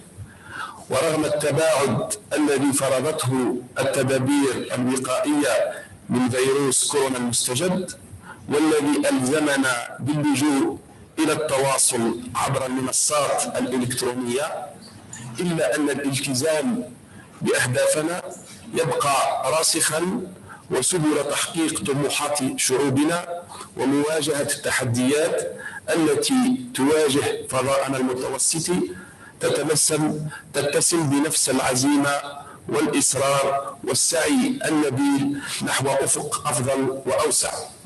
اسمحوا لي وفي البداية أن أبلغكم تحيات رئيس مجلس الأمة السيد صالح بوجيل، والذي يتمنى لأشغال هيئتنا اليوم التوفيق والسداد.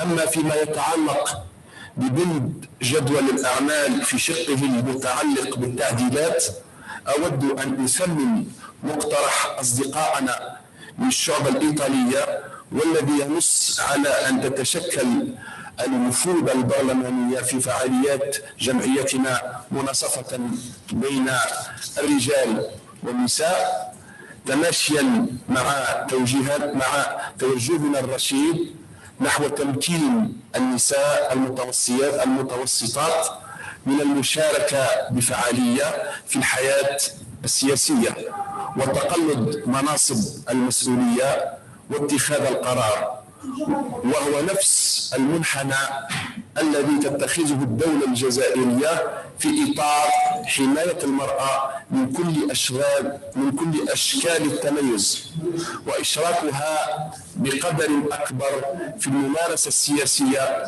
والتنمية الاقتصادية، ومنحها فرص الممارسة في العمل السياسي والتشريعي وبناء الجمهورية الجديدة.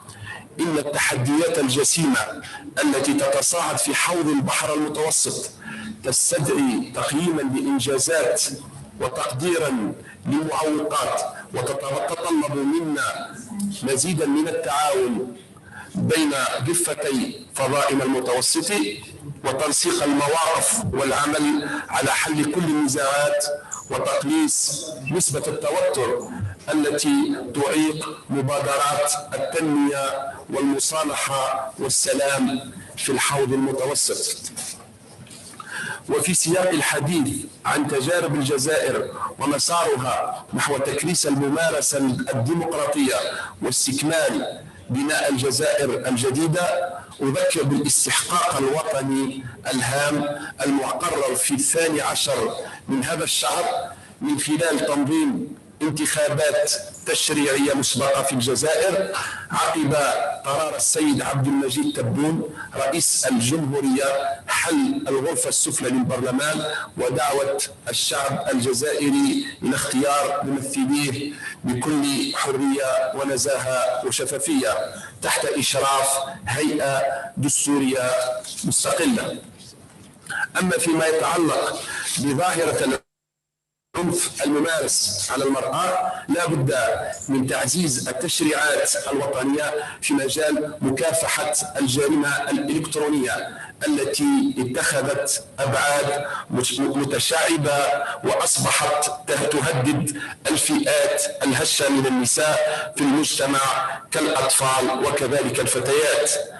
وأما بالنسبة لمجال الرقمنة والذكاء الاصطناعي، وجب تقليص الفجوة الرقمية بين ضفتي البحر المتوسط، وكذلك بما يسمح بإعطاء فرص الإبداع والابتكار لشبابنا في هذا المجال.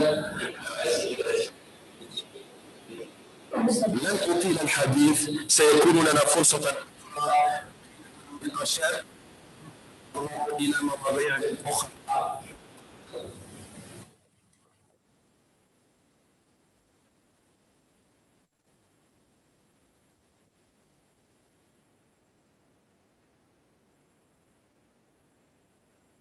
Thank you very much. Okay, unfortunately we are a bit over the time, and we have to pass over to, because we have some key speakers for the Women Parliamentary Forum. I would just so kindly ask our colleague Musi, because he has also intervened before, and I'm sorry that we cannot all take the intervention, so I would just directly pass briefly to Honorable Mirai from Palestine, and I would ask him briefly to just keep the floor for 1 minute. Thank you.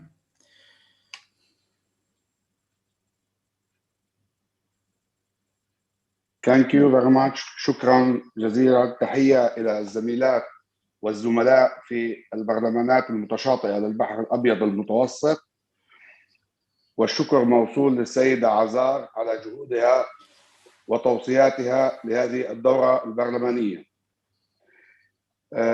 احنا طبعا كثير من الزملاء والزميلات تكلموا عن موضوع تكنولوجيا المعلومات وما يخص هذا البند في منطقة البحر المتوسط.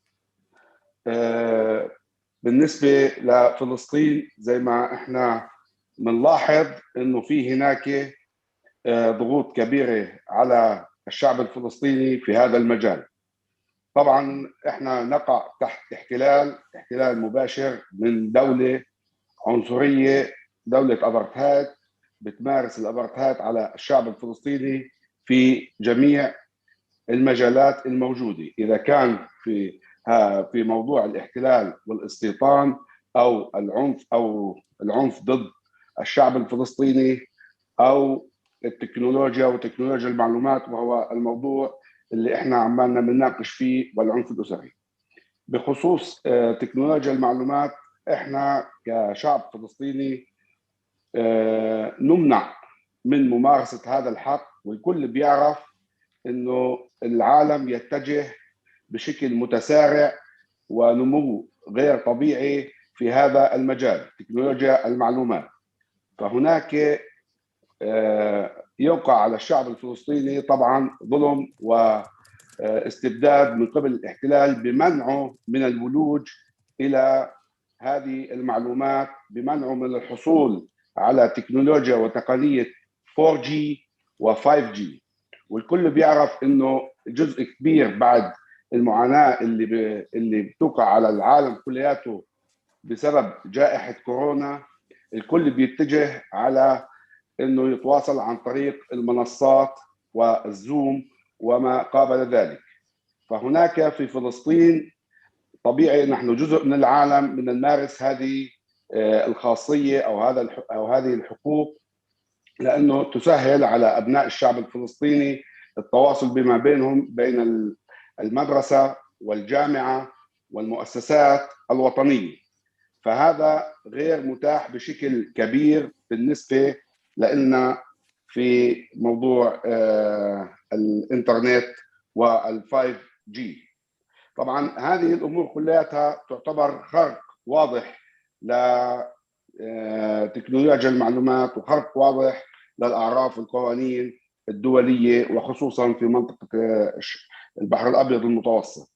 وهناك طبعا أنا بدي أتطرق لموضوع مهم جدا في الأحداث الأخيرة اللي تعرضت لها دولة فلسطين من قبل الاحتلال.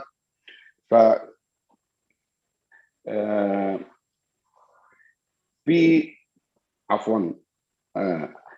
الأحداث الأخيرة، فكان في هناك نشاط ملحوظ لكثير من النشطاء القريبين للشعب الفلسطيني على الفيسبوك أو على وسائل التواصل الاجتماعي، وكان في هناك هجمة من إدارة الفيسبوك لمنعهم من نقل الحقيقة، من نقل صور الأطفال المحروقين والمقطع أوصالهم والبيوت المهدمة.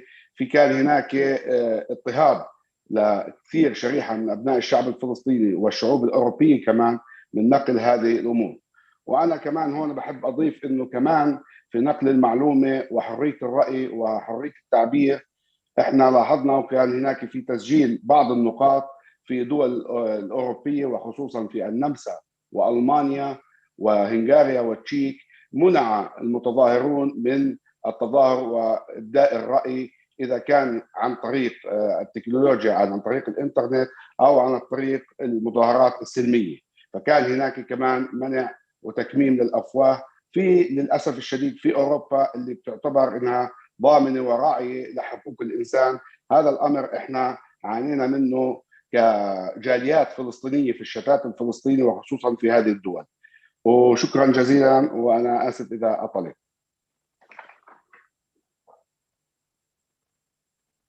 Thank you very much. I will now then close with this last intervention and so closing in the session of the Third Standing Committee. I would like to warmly thank again all the speakers and reporters for their contributions, which are of considerable value and enhance also our work at PAM to achieve our goals. So thank you very, very much for your time. And I would then now pass to the next topic, which is the preparatory meeting of the PAM Women Parliamentary Forum, which will be facilitated by Honorable Joana Lima from Portugal. And with permission from President and Secretary General, I would then just pass over and kindly introduce to this topic, if it's okay. Yes, please. Okay, thank you very much. So again, Excellencies, colleagues, delegates, and distinguished guests, it is with great pleasure, and I would also add some pride, that I now open the preparatory meeting of the PAM Women Parliamentary Forum, promoting women's rights, women's empowerment, and reaching for gender equality has always been among PAM's top priorities, and this is a meaningful and concrete step forward in this sense. Last February, in the Euro meeting, the Portuguese delegation expressed the wish of strengthening further the commitment of our Assembly to women's issues through the establishment of a dedicated forum. And I'm sure that this body will bring added value to the contribution of our Assembly, and which will make in favor of gender issues, one on the model of similar initiatives in other international institutions. I'm also very, very glad to see the realization of this PAM vision with the holding today of a preparatory meeting of the forum. I am honored hence to leave the floor to Honorable Joana Lima from Portugal, which will be facilitating today's meeting. Dear Joana, thank you very much, and the floor is yours. Muito obrigada, Ana. É com muito gosto que estou aqui hoje a apresentar então o Fórum das Mulheres da APM. Caros colegas, o meu nome é Joana Lima, sou deputada na Assembleia da República de Portugal e sou presidente da delegação portuguesa à APM. Antes de iniciar a minha intervenção, gostaria de agradecer à APM, na pessoa do Sr. Presidente e do Sr. Secretário-Geral, por ter acolhido esta proposta portuguesa, que tão importante é ainda para os desafios que aqui hoje se debateram, aliás, sobre o relatório da nossa deputada Sandrine Mork, sobre o combate à violência doméstica, e hoje demonstramos mais uma vez que este fórum é muito importante. E, portanto, é uma honra para mim, e muito grande, dar as boas-vindas à reunião preparatória do novo Fórum Parlamentar de Mulheres da Assembleia Parlamentar do Mediterrâneo. Como sabem, trabalhar pela igualdade de género e pela emancipação das mulheres sempre foi e continua a ser uma das principais prioridades da Assembleia Parlamentar do Mediterrâneo. O Fórum Parlamentar das Mulheres da APM, a subrepresentação das mulheres na política e nos cargos de decisão económica é uma realidade.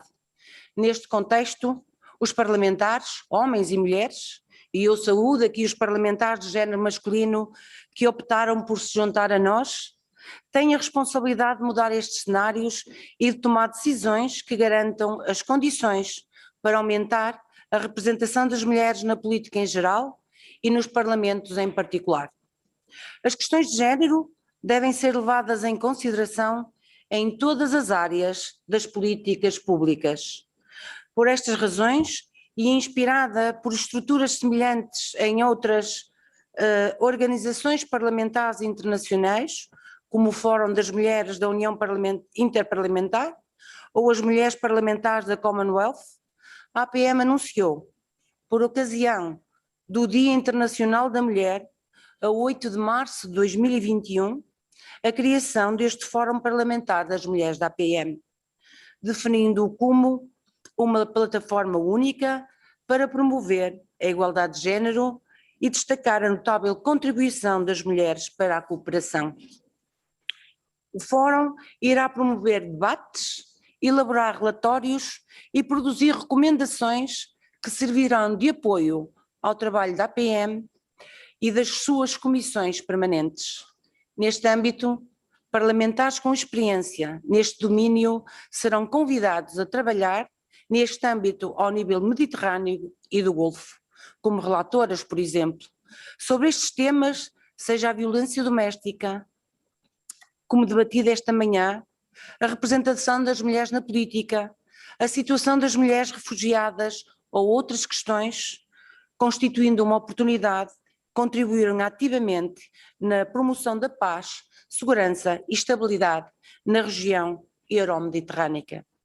E relativamente à missão do Fórum Parlamentar das Mulheres da APM, a criação de uma plataforma de diálogo onde participam parlamentares das delegações dos parlamentos membros da APM.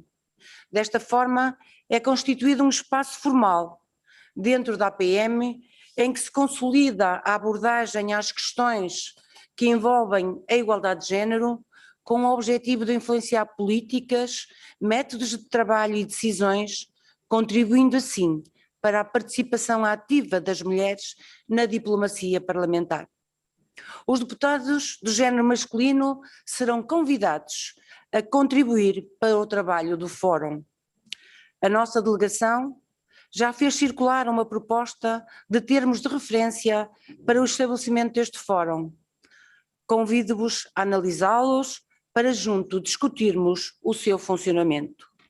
Quanto aos objetivos do Fórum, temos os seguintes: promover a democracia através da promoção dos direitos da mulher como direitos humanos fundamentais.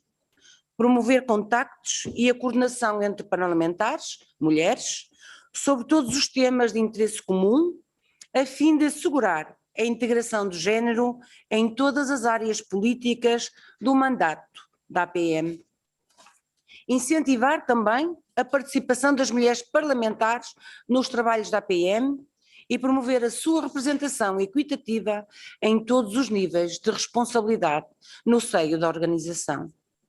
Também realizar estudos sobre matérias de interesse comum e, se necessário, preparar relatórios e recomendações. Quanto à composição do Fórum, precisamos decidir sobre a composição deste novo Fórum. Será exclusivamente feminino? Opção A. Ou será aberto a delegados de ambos os géneros? Opção B. Teria uma única presidência? Ou uma ou duas vice-presidências? Ou uma copresidência? Esta questão é importante para a nossa Assembleia, pois precisamos de assegurar uma representação justa dos grupos geopolíticos do Norte e do Sul.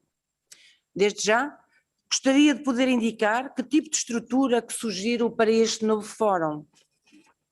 Na composição, considero como melhor opção serem considerados membros de facto todas as deputadas das delegações da APM, de modo a permitir um espaço dedicado apenas a mulheres, apesar das atividades do Fórum estarem abertos à participação de deputados do género masculino, bem como a antigos deputados, membros da APM, assim como a representantes da sociedade civil e organizações parceiras.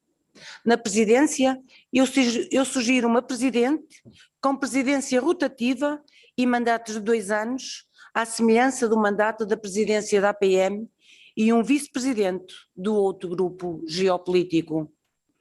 Quanto ao funcionamento e às suas sessões, teremos apenas uma reunião anual, à margem da sessão plenária noutra data, por exemplo, 8 de março, Dia Internacional da Mulher, ou 2 reuniões por ano.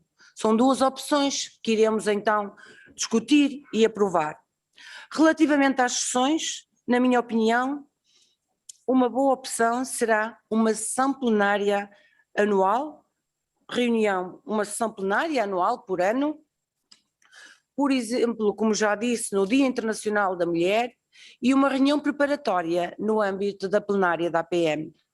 Devo especificar aqui que as despesas da viagem serão suportadas pelas delegações, as despesas de organização serão suportadas pelo Parlamento anfitrião, tal como para outras reuniões da APM, em conformidade com as regras orçamentais da APM. Queria desde já indicar que a Assembleia da República de Portugal terá toda a honra em poder vir a ser o anfitrião da sessão inaugural do Fórum Parlamentar das Mulheres no final deste ano, se as condições sanitárias, claro, assim o permitirem. É com muita honra e com muito orgulho que a delegação portuguesa e o Parlamento português e Portugal receberá, assim, a primeira sessão inaugural do Fórum Parlamentar das Mulheres. Os 3 pontos que devemos incidir hoje e decidir serão a composição das delegações, presidência e vice-presidência, periodicidade das reuniões. Gostaria ainda de ouvir as vossas sugestões sobre eventuais temas que este fórum deverá abordar prioritariamente.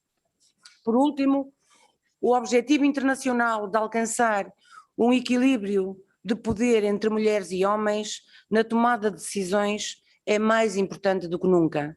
Neste âmbito, os parlamentos têm um papel fundamental a desempenhar na geração de uma maior vontade política e uma ação progressiva sobre a paridade de género na política. Com isto, fico e encontro-me na expectativa de receber as vossas propostas de temas que o novo fórum deve abordar como prioritários, bem como na escolha das opções aqui apresentadas para a sua composição e funcionamento. E gostaria de vos dizer que, antes de abrir o debate, dar a palavra aos nossos distintos convidados e apreciar a experiência que eles têm e que vem enriquecer o nosso debate e a nossa discussão. E assim, tenho a honra e o prazer de dar a palavra à senhora Silvana Coque-Merim, presidente e fundadora das Mulheres Líderes Políticas, que desde já agradeço a sua participação. Tem a palavra a senhora deputada Silvana Coque-Merim.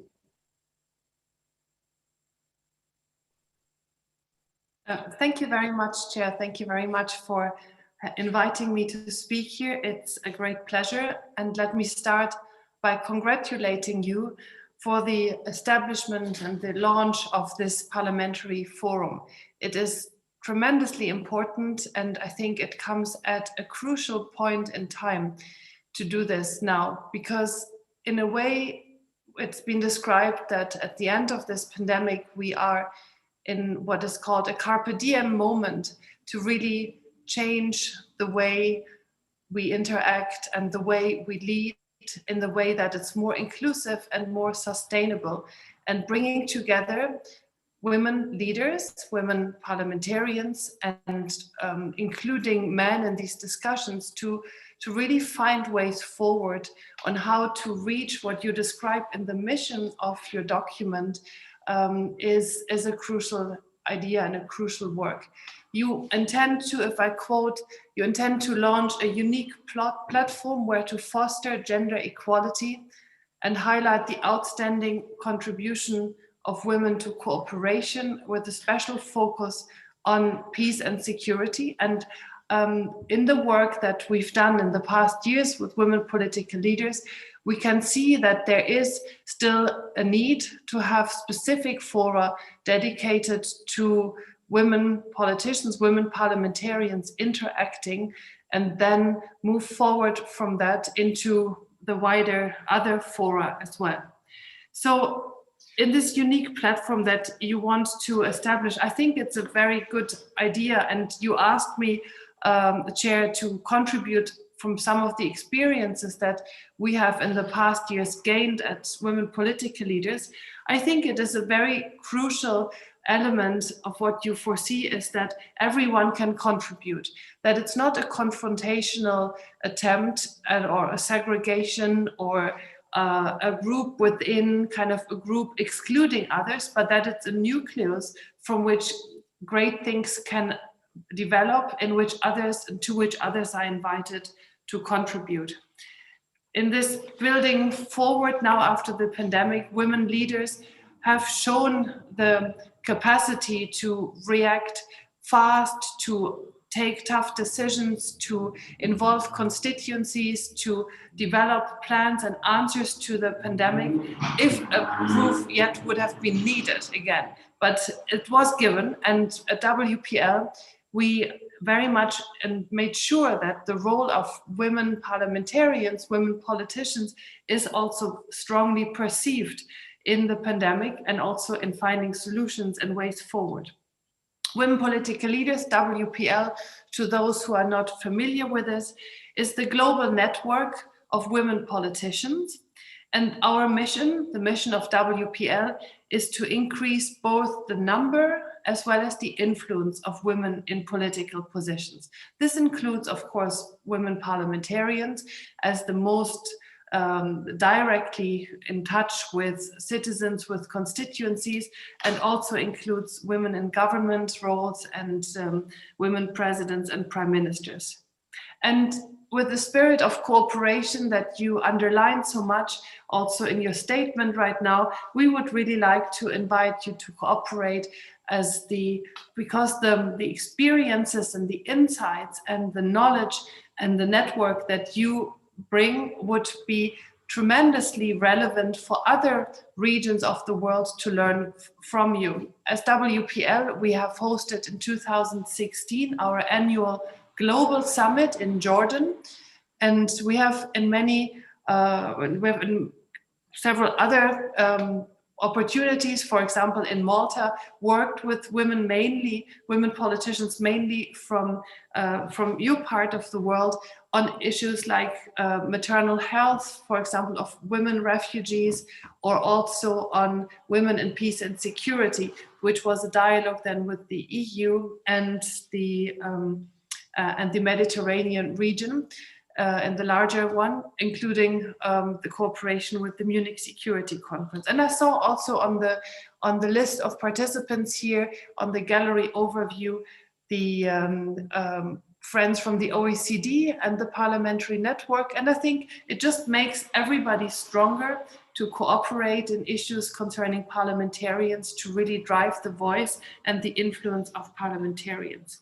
So on the last question, if I just may, which you put forward, Ms. Chair, option A or option B, I'll let you just a very brief glimpse in what are we doing at WPL. So our core community are women politicians, but we have men very much included in speaking capacities and everything that we do. We also have a global advisory board in which it's almost 50-50. And then we, in support of the UN Women He for She campaign, we ask male presidents and prime ministers around the world to make a statement of why it's necessary to have more women as political leaders. And what are they doing to make this become a reality? Let me conclude by saying that I think you're doing a very, very important, taking a very important strategic move, and that this is really increasing the opportunity of both parliamentary influence, but also of creating the best possible outcomes in decision making by forming such a forum. And I'm would be thrilled if there are ways of us cooperating. Thank you very much. Muito obrigada, Sra. Coque-Marim. Sem dúvida que registramos as vossas sugestões. Estamos, com certeza, isto é um diálogo em evolução, dinâmico, e que todas estas vossas sugestões vão ser registadas para aperfeiçoarmos cada vez mais este debate tão importante, que apesar de ser um fórum de mulheres, é óbvio que é um fórum inclusivo e que os homens têm obrigação de também dar os seus contributos para que tenhamos um mundo mais justo e mais equitativo. Portanto, agradeço muito mais uma vez a sua participação neste nosso início do Fórum Parlamentar das Mulheres da APM. E assim sendo, passaria então a convidar-vos a todos a ouvir a senhora Lésia Vasilenko, presidente da Mesa das Mulheres Parlamentares da União Interparlamentar, que nos enviou uma mensagem por vídeo e, portanto, agradeço a todos a vossa atenção para ouvirmos então a nossa convidada. Muito obrigada.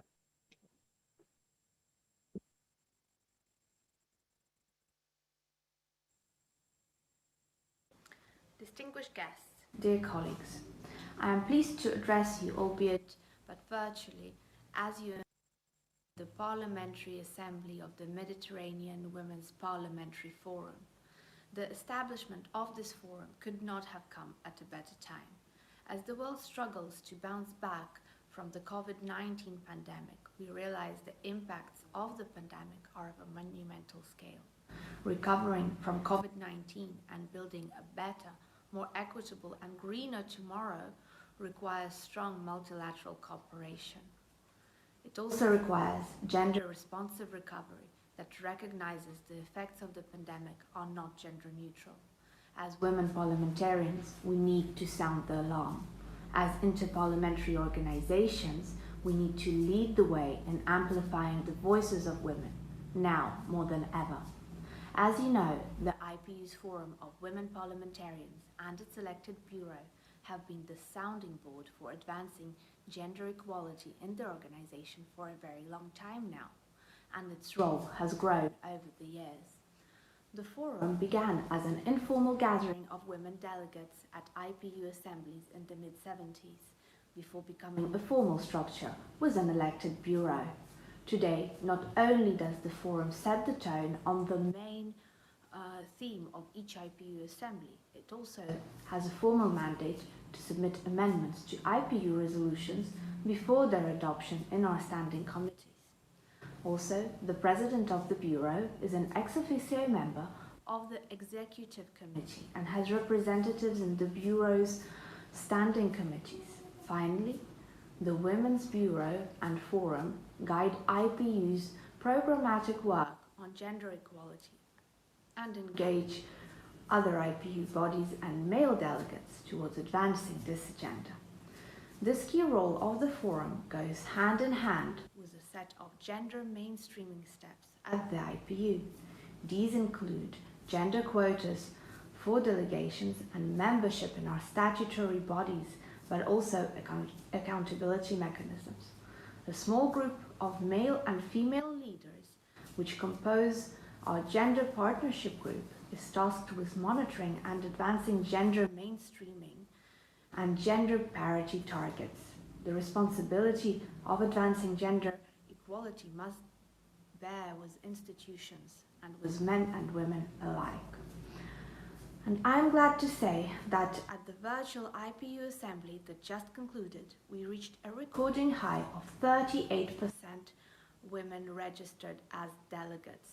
We are still far from parity, but well above the global average of 25.5% women MPs. To conclude, I wanted to share with you some of the deliberations of the last sitting of the IPU Forum of Women Parliamentarians. First, gender parity in decision-making is needed now more than ever. Women make up 70% of the pandemic frontliners, but they only hold 1 in 4 parliamentary seats globally, and only 1 in 5 speakers of parliaments are women.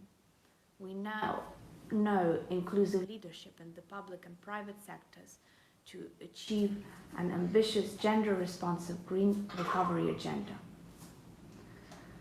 Second, the pandemic exacerbated gender inequalities in the economy. We need stronger social protection schemes, affordable childcare services, and robust support to the care economy to ensure women's economic empowerment.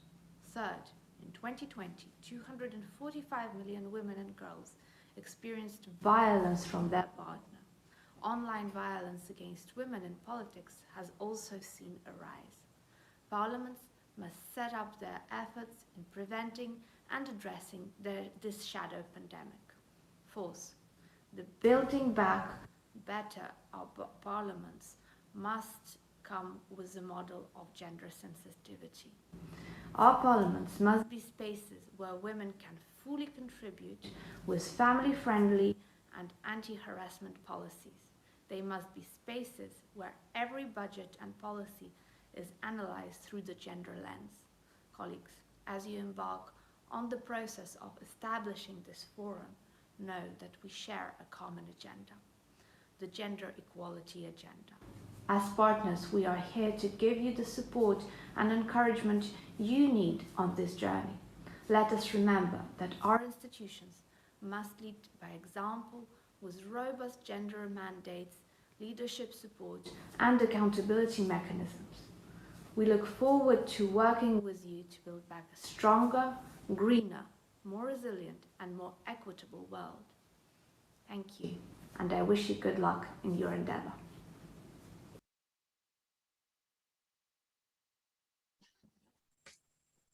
Muito obrigada, Lésia Vasilenko. Agradecemos também o teu contributo para engrandecer ainda mais o nosso Fórum Parlamentar das Mulheres da APM. Agradecer também o apoio e a disponibilidade para a ajuda de uma construção ainda melhor e mais forte no âmbito do nosso Fórum e também agradecer o contributo e as experiências que vamos com certeza ter a oportunidade, as mulheres de todo o mundo, partilhar a partir de cada uma dos seus fóruns. Agradeço assim, então, mais uma vez, esse contributo e essa mensagem tão importante para nós mulheres da APM que estamos a iniciar este fórum hoje, aqui e agora, nesta plenária. E assim passamos para o momento seguinte, que é o momento de debate, em que eu tenho o prazer de abrir o debate e dar-vos a palavra para que possam colocar as vossas questões, expressar as vossas sugestões que aqui foram sugeridas, quer por mim e até por as nossas convidadas, no âmbito da composição, do funcionamento, bem como outros temas que entendam ser abordados. Portanto, eu gostaria então de abrir este debate, dando a palavra assim à Sra. Deputada Chandara Khan, da Commonwealth, da Parliamentary Association. Tem a palavra Chandara Khan, por favor. Ok? Tem a palavra.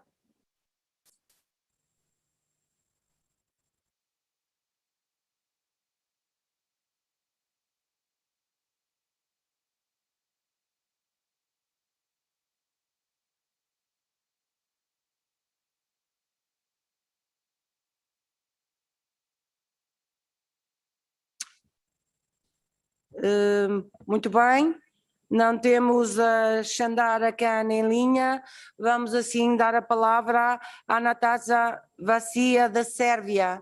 Sérvia, está a ouvir-me?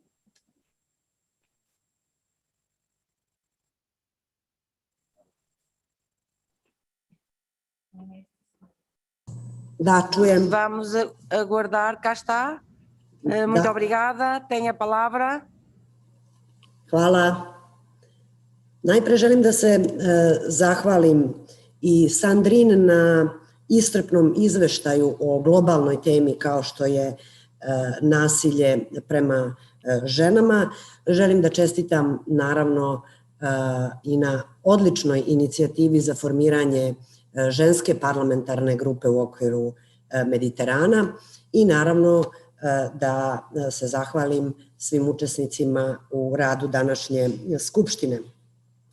Ako pitanje i ravnopravnosti žena, njihove jednakosti i borbe protiv nasilja prema ženama sagledamo i iz ugla ciljeva održivog razvoja 2030 Ujedinjenih nacija, jasno je da su tri glavna stuba održivog razvoja mir, ravnopravnost i konsenzus o tome šta su prioriteti daljeg razvoja.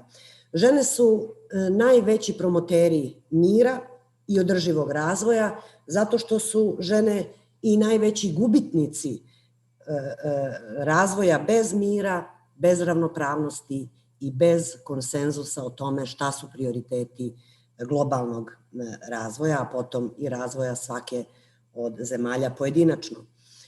Nema održivog razvoja bez mira, ni mira bez održivog razvoja. To kaže i Agenda 2030 Ujedinjenih nacija, koja apostrofira i edukaciju, i ljudska prava, i ravnopravnost, i kulturu mira, i nenasilnu komunikaciju. Ekonomsko osnaživanje i obrazovanje žena su prema iskustvu i ličnom mišljenju ključ u borbi protiv nasilja prema ženama i siguran put ka ukupnom unapređivanju rodne ravnopravnosti.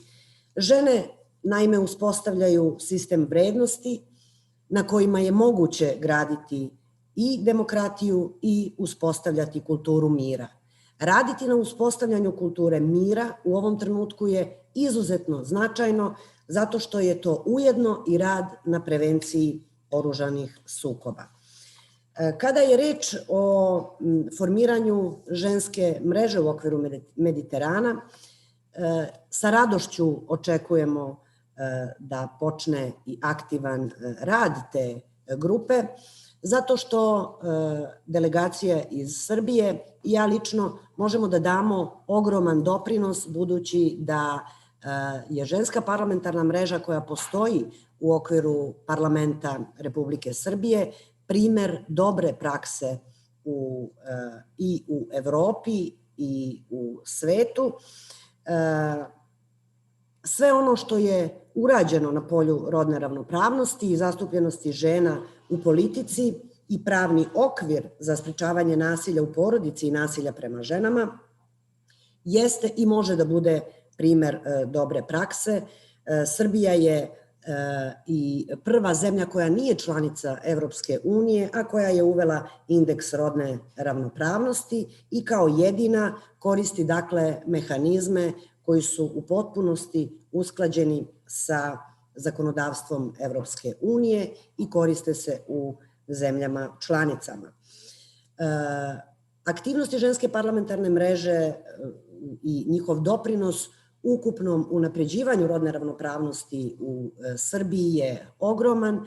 Ja ću samo dati jedan konkretan podatak da smo 2012. godine imali 30% žena kao zakonsku obavezu. 30% žena dakle je bilo zastupljeno u parlamentu od 250 narodnih poslanika. Danas je to već 40%. I ta kvota sa 30 na 40% direktan je rezultat izuzetno aktivnog angažovanja narodnih poslanica u Skupštini Republike Srbije. Prema ocenama i OEBS-a i UNDP-a i drugih međunarodnih organizacija, ženska parlamentarna mreža parlamenta Srbije jeste primer dobre prakse. Među prvih 5 u Evropi i 20 u svetu smo po učešću žena u parlamentu i učešću žena u izvršnoj vlasti, takođe ne samo u zakonodavnoj. Raduje me i ono što ste naveli, uvažena koleginice, kao ciljeve rada ženske parlamentarne grupe. Smatram da su nam muškarci neophodni na putu unapređivanja rodne ravnopravnosti kao saveznici i partneri na zajedničkom poslu na kome još toliko toga treba uraditi dok ne dostignemo jednakost i punu rodnu ravnopravnost.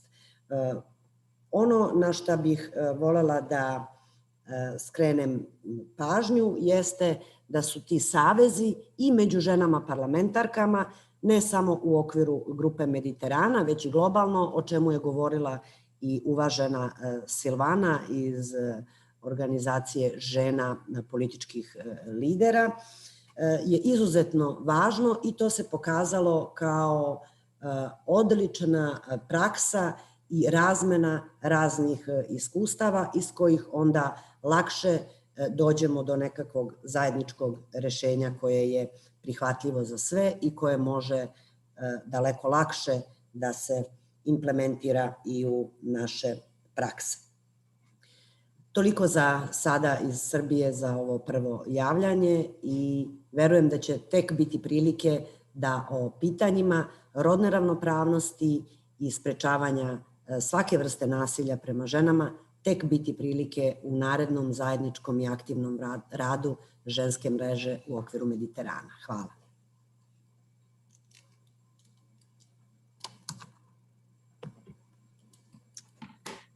Muito obrigada, Natasa, muito obrigada pelo teu contributo e pela partilha da experiência da Sérvia, que sem dúvida, como acabaste de nos dizer, esta simbiose de experiências entre os parlamentos, entre a União Europeia e o mundo, sem dúvida que engrandece o nosso fórum e engrandece também as políticas e as recomendações que vamos também colocar em prática quando tivermos formalmente formadas. Portanto, agradeço mais uma vez a tua intervenção e assim dou a palavra a Kenza, da Tunísia.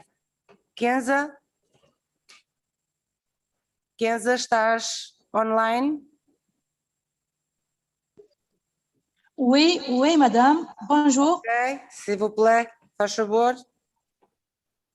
Oui, juste quelques problèmes techniques, je crois, chez moi.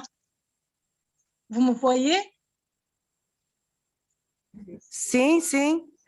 Merci beaucoup. Je te regarde et je t'écoute.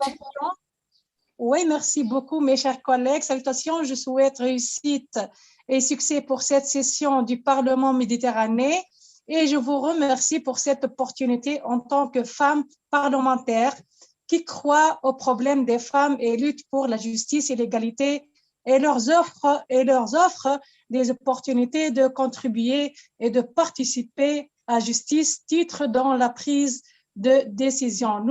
Nous, au Parlement tunisien, nous avons engagé beaucoup de choses. Il existe de nombreuses lois pour que les femmes aient un rôle de premier plan dans la participation à la prise de décision et dans la gestion au sommet de la pyramide politique, participant des femmes dans les structures intermédiaires de l'État et leur contribution au sommet de la pyramide est encore limitée pour plusieurs raisons, dont la plus importante est peut-être le passage de la Tunisie par une phase de transition démocratique dans laquelle les hommes politiques, en particulier les femmes,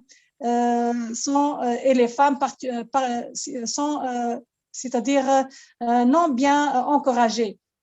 Les femmes parlementaires ont fait de grands projets et progrès aussi en Tunisie pour préserver la démocratie, réussir la transition et faire avancer le développement, notamment face à l'épidémie. En tant que médecin, dirigeante bénévole dans les travaux publics, enseignante, certaines pour faire des femmes réaliser leurs droits. Merci pour avoir cette occasion pour cette nouvelle structure pour les femmes parlementaires, ainsi que d'autres structures comme l'OEPL, et ça donne l'occasion pour les parlementaires de l'échange des expériences, de l'échange de quoi participer pour faire vraiment de la femme au monde, avoir leurs droits, avoir l'initiative de participer. Merci beaucoup pour cette occasion et bonne réussite. Kenza, eu é que agradeço muito a tua participação e a forma como também encaras estas temáticas da igualdade de género aí na Tunísia e obrigada também por nos dares uma visão sobre o que se está a passar na Tunísia, sobretudo essa transição democrática em que as mulheres irão ter mais participação. Obrigada pela tua participação e de seguida passo a palavra a Jihad Abu Zined da Palestina. Jihad Abu Zined, estás a ouvir-me? يعني مرة أخرى تحية إلى جميع المشاركين في هذا اللقاء والمنتدى. نتمنى أن فعلا نتعرف أنا شخصيا أول مرة أشارك ومتأكد أن هناك لدينا خامات وثروات وخبرات كبيرة جدا من النساء العظيمات اللواتي لديهم قدرة في العمل البرلماني. أنا دائما أقول أن النساء دائما يصنعن السلام ويصنعن المبادرات، فبالتالي نعم يعني أؤيد أن النساء دوما لديهم تطلع أن يصلوا إلى أماكن أخرى في صنع القرار. نحن لسنا فقط نريد أن نرى نساء في صنع القرار، نحن نريد أن نرى نساء يصنعن التغيير الحقيقي، يعني يكون هناك فعلا تغيير حقيقي ومساهمة حقيقية في تغيير واقع النساء في كل مدينة وفي كل في كل دولة. أنا أريد لكن أتكلم عن صديقتي تكلمت وزميلتي عن أن النساء اللاجئات. نحن في فلسطين ما زلنا حتى الآن لا نستطيع أن نقدم الكثير لهؤلاء اللاجئات، والنساء بشكل عام اللاجئات يعني هم الأقل حظا في الحياة وفي المساهمة. نحن في فلسطين دفعنا ثمن كثير من أجل أن نحصل على الديمقراطية. عندما نتكلم عن الديمقراطية، إسرائيل لا تسمح لنا أن نمارس ديمقراطيتنا. وكمثال اسمحوا لي أن يعني أتكلم أنا كنائب من القدس.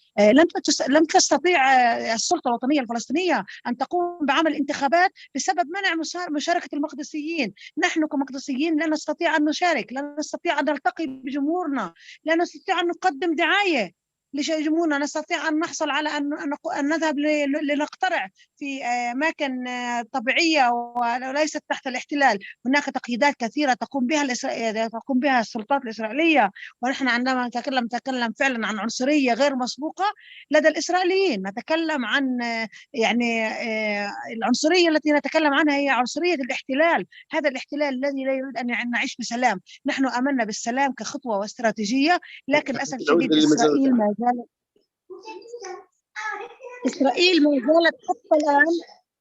ما زالت حتى الآن تقيد الديمقراطية وتقيد وجودنا وتقيد حركتنا وتقيد صمودنا وتقيدنا كنساء.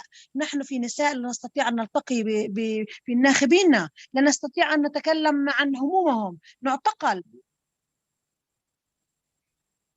I can't hear.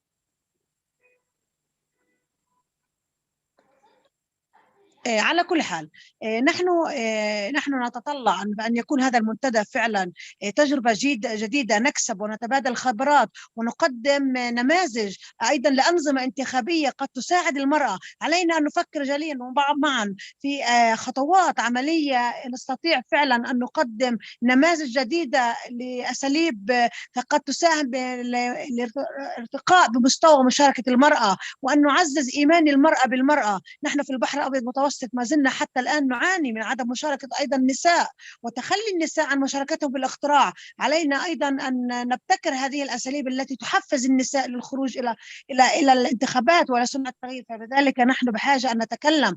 أنا يعني أوصي أن نناقش في المنتدى أن نكون لدينا مجموعة من قاعدة البيانات حول السي أو حول سيرتنا الذاتية. ما هي القدرات التي موجودة لدينا؟ كيف نستطيع أن نؤثر؟ كيف نستطيع أن نغير؟ لأن هذا المنتدى الذي نسعى أن يكون، وأنا شخصيا أقول أن المنتدى أن لا يكون ب8 آذار، لأننا في فلسطين وفي كل العالم وفي الوطن العربي بشكل خاص أو البحر المتوسط نحن لدينا أنشطة وبرامج وطنية مهم جدا أن نشارك فيها، يمكن أن يكون على شرف ال8 آذار. مهم جدا وجود المنتدى من أجل أن نعزز خبراتنا. لكن مرة أخرى أقول لكم أن النساء في فلسطين لا يستطيعوا أن يمارسوا ديمقراطيتهم. نحن نتأمل أن يكون عندنا مجلس تشريعي، مجلس وطني، أن تكون الرئاسة أيضا للنساء، أن تكون النيابة للنساء، أن لا تكون مجرد مناصب تقليدية. نحن كنساء في فلسطين آمنا بالنضال، آمنا في صنع القرار، ونؤمن أن نكون صانعات في البناء. فلذلك علينا كثير من الأنشطة الداخلية، وعلينا أن نعزز وجودنا بالقواعد الشعبية حتى نكون النماذج الأفضل، لكن دون أن نكون هناك يعني فضاء واسع لنا لنعمل تحت الاحتلال لا نستطيع أن نقدم شيء. فمرة أخرى نحن نتمنى على هذا يعني اللقاء وهذا المنتدى الذي سنحضر له أن يكون فعلا هناك آليات للضغط على إسرائيل لنستطيع كنساء منتخبين من الشعب أن نعزز عملنا مع القواعد الشعبية، أن ننزل على الميدان، أن نشتغل مع النساء ومع حتى نغير الواقع الصعب، حتى يؤمن النساء بدورنا، وحتى فعلا أن يكون هناك قوانين، وحتى ليس فقط مجرد وجود قوانين، أن نستطيع أن نطبق هذه القوانين، ممارستها على الأرض تستطيع أن تكون نافذة. تحت الاحتلال لا يمكن أن يكون هناك ديمقراطية، الديمقراطية ناقصة تحت الاحتلال. فبالتالي علينا مشوار كبير، علينا أن نكمل، علينا أن نساهم بكل إيمان، أن نساهم في تغيير واقعنا في البحر المتوسط. أنا أيضا أؤمن أننا شركاء كرجال ونساء في التغيير، ليس فقط النساء، الرجال أيضا يستطيعوا أن يغيروا ويساهموا بشكل فعال في تعزيز الحياة البرلمانية في كل المنطقة. أيضا هناك توصية نحن نريد أن نقوم بعمل خاص لهؤلاء النساء الأكثر تضررا هم النساء اللاجئات. ماذا عملنا لآلاف وملايين اللاجئين في الوطن وفي البحر المتوسط؟ علينا أن نكون كبرلمانيين نتلمس احتياجاتهم، وأن يكون هناك قوانين تحميهم وتردع من يحاول أن يمس بحقوقهم، وآليات التي يجب أن تطرح، أن تراعي خصوصية المرأة وخصوصية الطفولة، وأن تراعي أن هؤلاء النساء هم الذين سيصنعون التغيير. شكرا.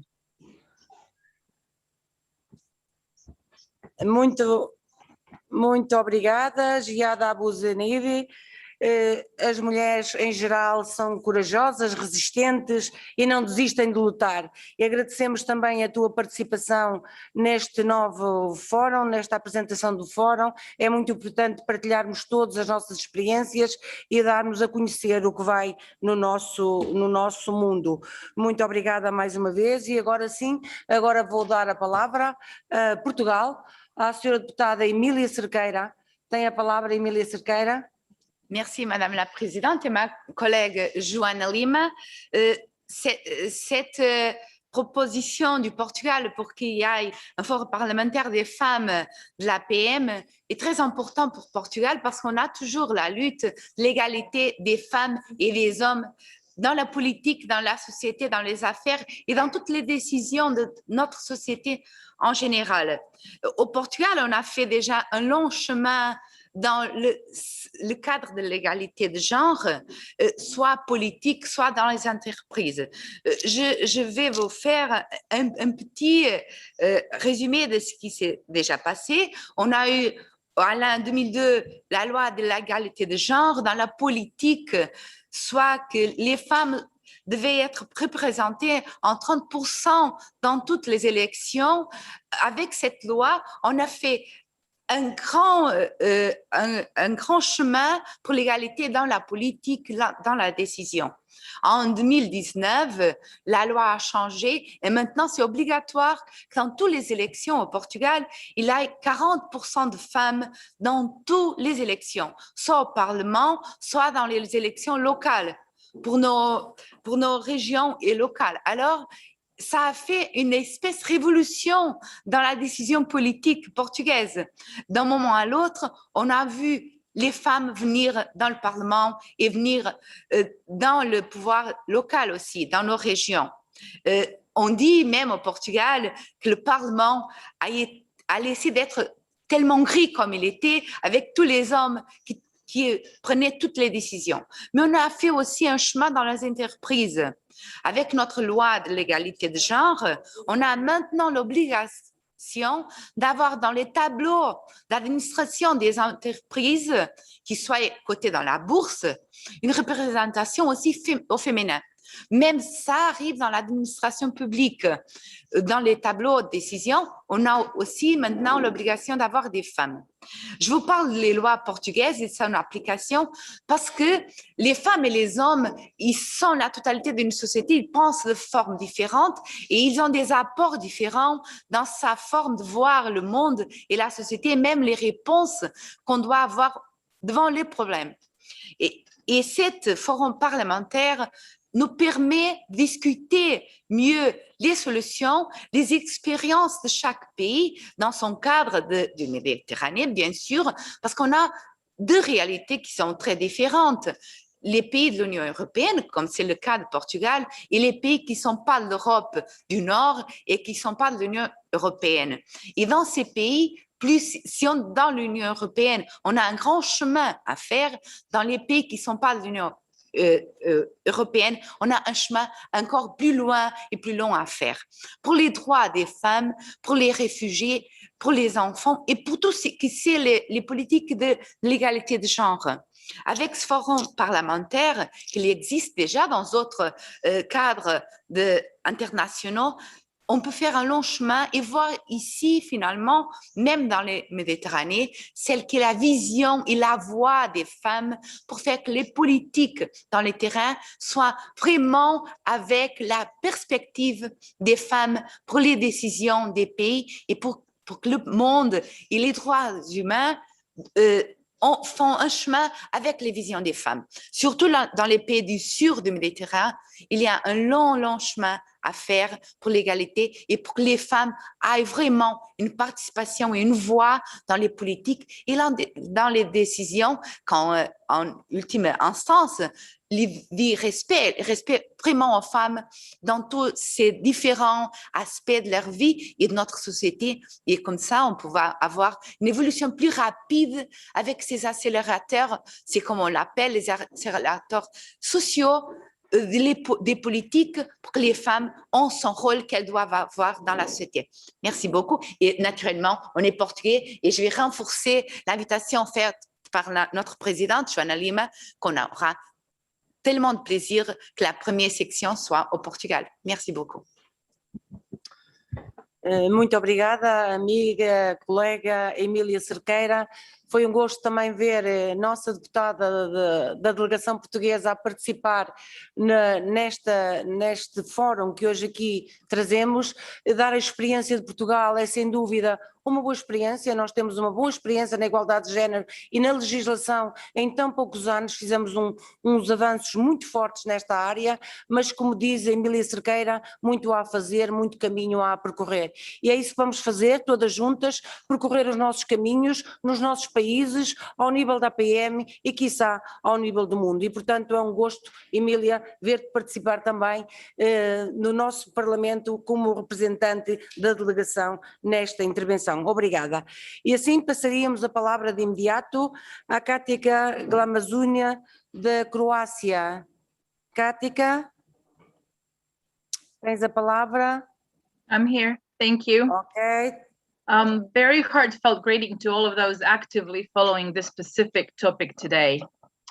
Let me start by saying that feminism isn't reserved for the female gender only. The end goal of feminism is equality, and the overrepresented gender can perhaps do more to achieve that goal than the underrepresented gender. They should, at the very least, support the efforts of the underrepresented gender in achieving this goal. Men can be, and sometimes are, excellent feminists. We shouldn't forget that.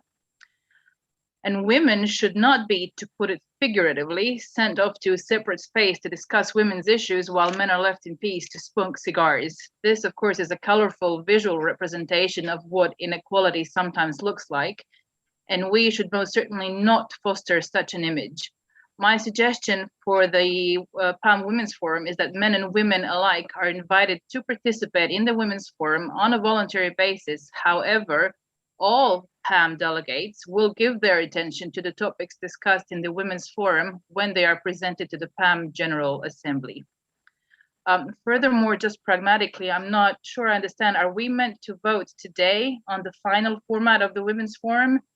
Because we only received the materials 2 days ago. I would suggest that we set a deadline by which the national delegations would consider the terms suggested and then send our choices or remarks. And once all delegations have done this, the final terms can, I'm assuming, be defined and submitted to an online vote. Regarding the question about suggesting topics for the Women's Forum agenda, certainly there are different priorities in different PAM countries.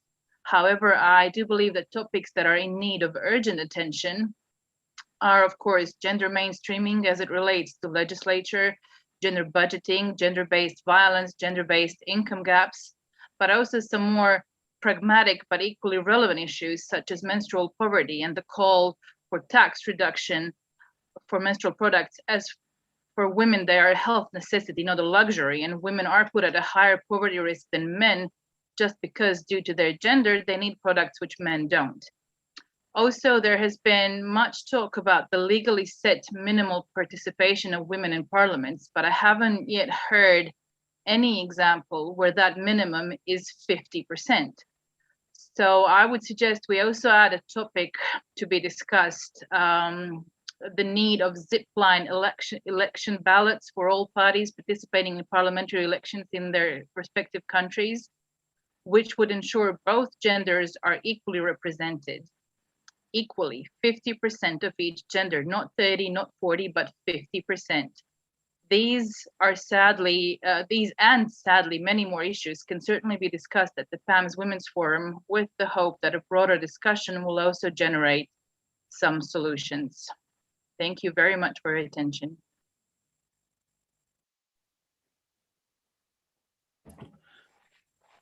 Obrigada, Kática. Deste-nos aqui algumas sugestões, nomeadamente dos prazos que nos perguntaste quais seriam. Vamos ter a oportunidade de depois enviar-vos. Isto são sugestões simplesmente que vos peço, mas depois iremos enviar a seguir para vos dar o prazo para enviar-nos as vossas sugestões e as vossas propostas por escrito, para depois consolidarmos assim toda a composição e os estatutos do Fórum Parlamentar das Mulheres e depois na primeira sessão plenária aí sim iremos votar e constituir formalmente com os estatutos aprovados nessa altura o nosso Fórum Parlamentar das Mulheres da APM.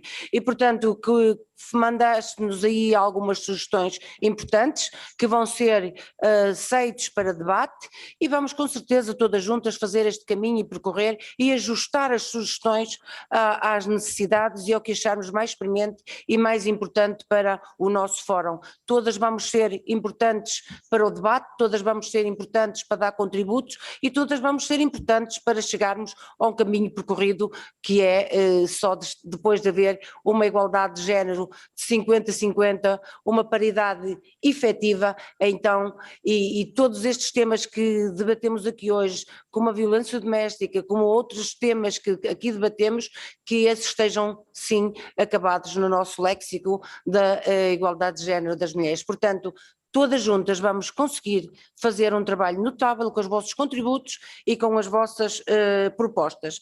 E assim sendo, vou agora, e gostei da tua intervenção no sentido que deixaste aqui algumas sugestões e eu peço às próximas pessoas que vão intervir, que também deixem aqui algumas sugestões para podermos enviar depois um relatório com as sugestões apresentadas para chegarmos assim, como se diz em Portugal, a bom porto. E assim passo para a nossa próxima que vai intervir, a Sandrine, peço desculpa, tenho que pôr os óculos, que isto vejo mal, a Sandrine Morque, da França. Sandrine, tens a palavra? Obrigada. Oui, merci. Je vais essayer d'être rapide vu l'heure. C'est vrai que les hommes sont de très bons féministes, hein, comme le dit Katika Glamusine. Il est absolument hors de question de les exclure, mais c'est vrai qu'ils sont les très bienvenus. Je pense qu'il est quand même très intéressant de se dire qu'on va miser aussi sur l'intelligence sociale des femmes et leur notion de pouvoir collectif. Et c'est peut-être ces deux ingrédients-là qui doivent guider ce forum parlementaire qui, j'espère, sera pérenne et permanent. Ça, c'est une question que je vous renvoie.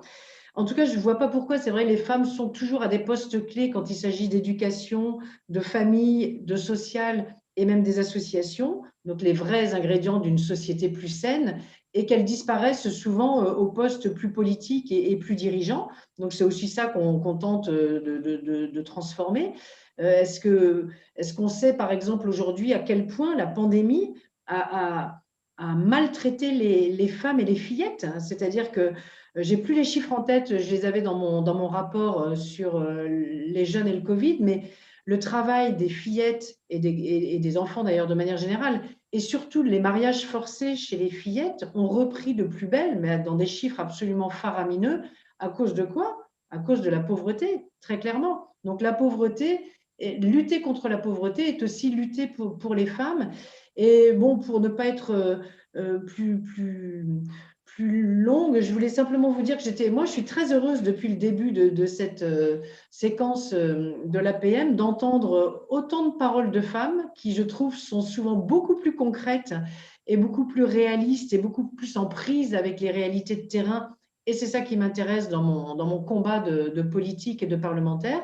Et je pense que nous devrions systématiquement presque justifier nos prises de parole politiques par des rapports rendus par des associations, des organisations non gouvernementales qui viennent étayer nos beaux discours. Voilà, si tous nos beaux discours pouvaient s'appuyer sur des vraies réalités avec des exemples, quelques chiffres et qui soient très positifs d'ailleurs, je ne parle pas uniquement d'aller coincer encore la chose qui ne va pas, qui soit constructive, je pense que ça pourrait être une des recettes, je dirais, de ce forum parlementaire des femmes. Voilà, des choses très concrètes et très étayées par des associations et qui ont pignon sur rue. Merci.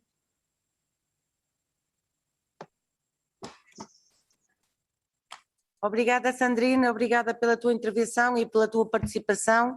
Sem dúvida que as consequências da pandemia tiveram um efeito muito nefasto nas mulheres. Não sei se agravaram,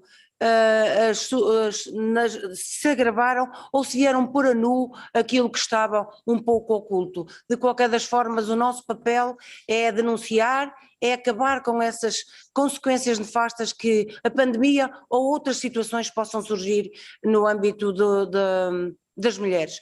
E, portanto, agradeço-te muito a tua participação, assim como a de todas, e sem dúvida que todas vamos fazer um grande trabalho à frente deste fórum criado e a criar muito recentemente.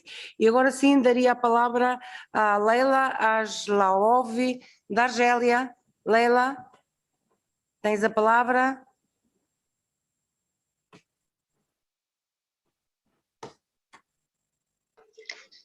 Merci Madame la Présidente.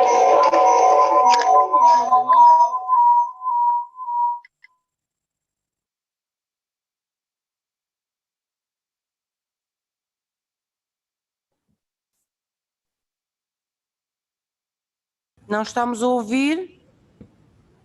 Merci, madame. Ok, sim, estamos a ouvir. Je ferai une courte intervention pour vous dire simplement que je salue l'initiative de la naissance de ce forum et j'espère que l'Algérie, lorsqu'elle se joindra, elle viendra en force. Je voulais juste vous dire ceci.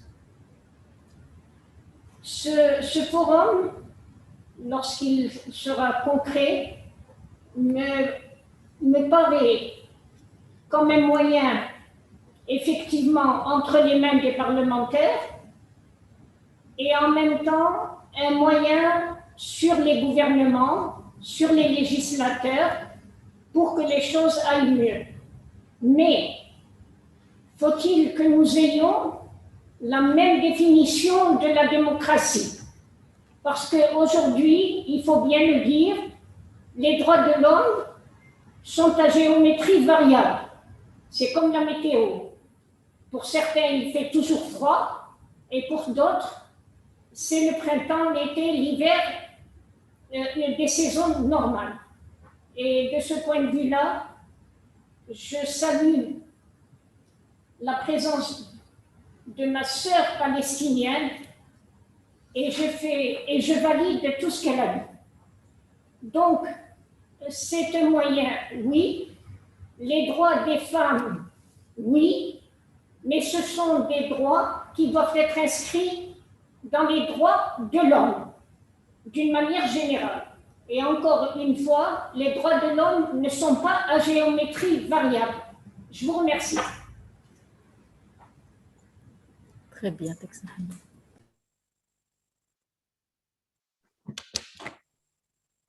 Muito obrigada, Leila, pelo incentivo e pelo aplauso da criação do Fórum das Mulheres da APM. Agradeço a tua intervenção e o teu contributo e sem dúvida que todas juntas iremos dar um contributo para que possamos acabar com as desigualdades a qualquer nível. E portanto é esse o nosso propósito, para isso é que estamos cá todas, para todas juntas fazermos um trabalho mais profícuo no combate às desigualdades. Obrigada mais uma vez e de seguida dou a palavra a Iana Chiara da Itália. Iana? Thank you very much. I had the chance, John, I had the chance to open for you this floor, so I will just be very brief and say from part of Italy that this forum has absolutely our favorable vote. It is a great opportunity in my opinion, in our opinion, and I do think that especially now, what we just heard until now just gives just an example on how the work can be, could be, should be. And I think also that there are valuable contributions which can just make the impression on how much work needs to be done still, of course. And I do think also that this is a very important platform. PAM has always worked in this sense. And I personally can just only give my personal example of what just passed. We just made an amendment in which we tried to enforce the presence of both genders, and the result was for me stunning to see that 95% of our PAM Assembly voted in favor. So absolutely there is great attention on the point. I do think that what also this forum could be is sharing of best practices. I think that every parliament and every member here could give valuable opinions, supports, and we could just then work together jointly in order to make every step more concrete. I also think, and I will conclude with this, thanking for, of course, this opportunity, that one most important point which has to be done is about information. Very often there is a huge lack of informing on how the current situation is, and this brings also very often to misunderstanding of the topic itself. So I wish again to give the support from the Italian delegation. I wish to thank you, Joanna, for this very important work. I wish to give of course my availability, and I'm very happy to work as soon as possible, very closely with all to you together, and hope to see you very soon all together. Thank you. Muito obrigada, Ana, muito obrigada pelo teu incentivo e também dizer-te que foi com muito agrado que vimos a vossa proposta ser votada e apreciada, e da nossa parte também teve o nosso apoio, como não podia ser de outra forma, da nossa parte da delegação portuguesa. E, portanto, também agradecer-te as palavras de incentivo, as palavras importantes para que o nosso fórum seja uma realidade efetiva no trabalho, no combate às desigualdades. Espero contar com todas as mulheres da APM para podermos fazer aquele trabalho que todas nós temos vontade de fazer, para dar um contributo a combater as tais desigualdades que hoje aqui tão faladas foram. E assim, porque o tempo já vai adiantado, vamos passar a uma outra interveniente. Vai então intervir a Irina Covet, da Roménia. Irina, tens a palavra. Thank you, Chair. Dear colleagues, I would like to thank all the speakers for their thought-provoking interventions. I am extremely happy to participate to this special meeting dedicated to the role of women parliamentarians in the Mediterranean area. I genuinely believe that we, as women MPs, have a great responsibility to generate role models and encourage women participation to the decision-making process in our respective countries. Although in Romania, the presence of women in the parliament has slightly dropped after the last round of general elections, and only 17.9% of all Romanian MPs are currently women, the president of the Romanian Senate is for the first time a woman.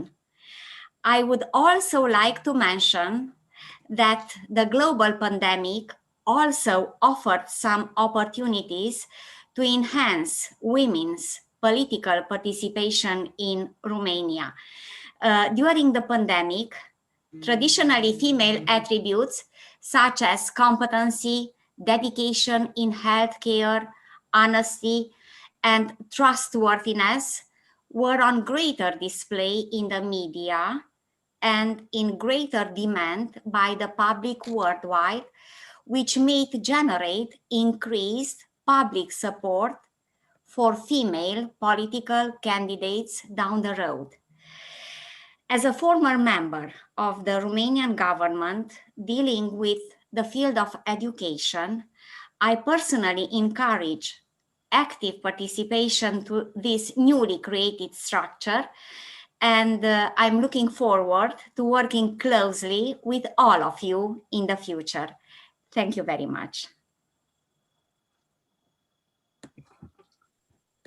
Muito obrigada, Irina, pela tua intervenção e pela tua participação.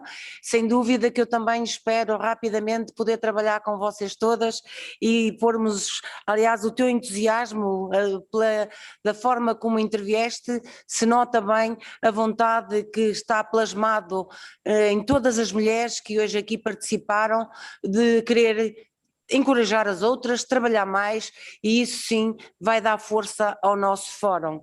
E assim passo a palavra a um homem, e seja bem-vindo, ao Sr. Belal, da Palestina. Sr. Belal, bem-vindo. شكرا سيدة الرئيسة ويسعد مساكم. بداية أود أن أهنئكم لإطلاق هذا المنتدى، وأتمنى لكن النجاح والتقدم. وأود أن أقول من موقعي أنه أنا كثير سعيد جدا أن هذا المنتدى البرلماني للنساء تم إنشاؤه أثناء فترة رئاسة الجنوب لبرلمان البحر الأبيض المتوسط، والتي كانت برئاسة مصر والأردن. وربما ليس صدفة أن تكون الرئاسة مناصفة بين النساء والرجال، فكانت بالبداية برئاسة السيدة الدكتورة عليا برامة ومن ثم الدكتور كريم درويش، بمعنى أن الجنوب له الفخر أنه أثناء الرئاسة تم تشكيل هذا المنتدى. وأقول هذا من موقعي، وأقول أن هذا المنتدى أمامه مهام كبيرة نتمنى له النجاح، لأنها مبادرة سامية يبنى عليها. وبفلسطين الحقيقة للمرأة مكانة خاصة عنا جدا، فهي الجدة الحنون والأم المكافحة المربية الرائعة والزوجة والحبيبة والابنة الرائعة والحفيدة المشاغبة أيضا، بالإضافة إلى كون عملهم في الخارج المنزل كعالمات ومربيات وأساتذة وصحفيات ناجحات ومشاركات في كل مجال العمل. من هنا ومن هذا المنطلق أنا أدعم وسأكون من الداعمين لهذا المنتدى، وشكرا وأتمنى لكم النجاح.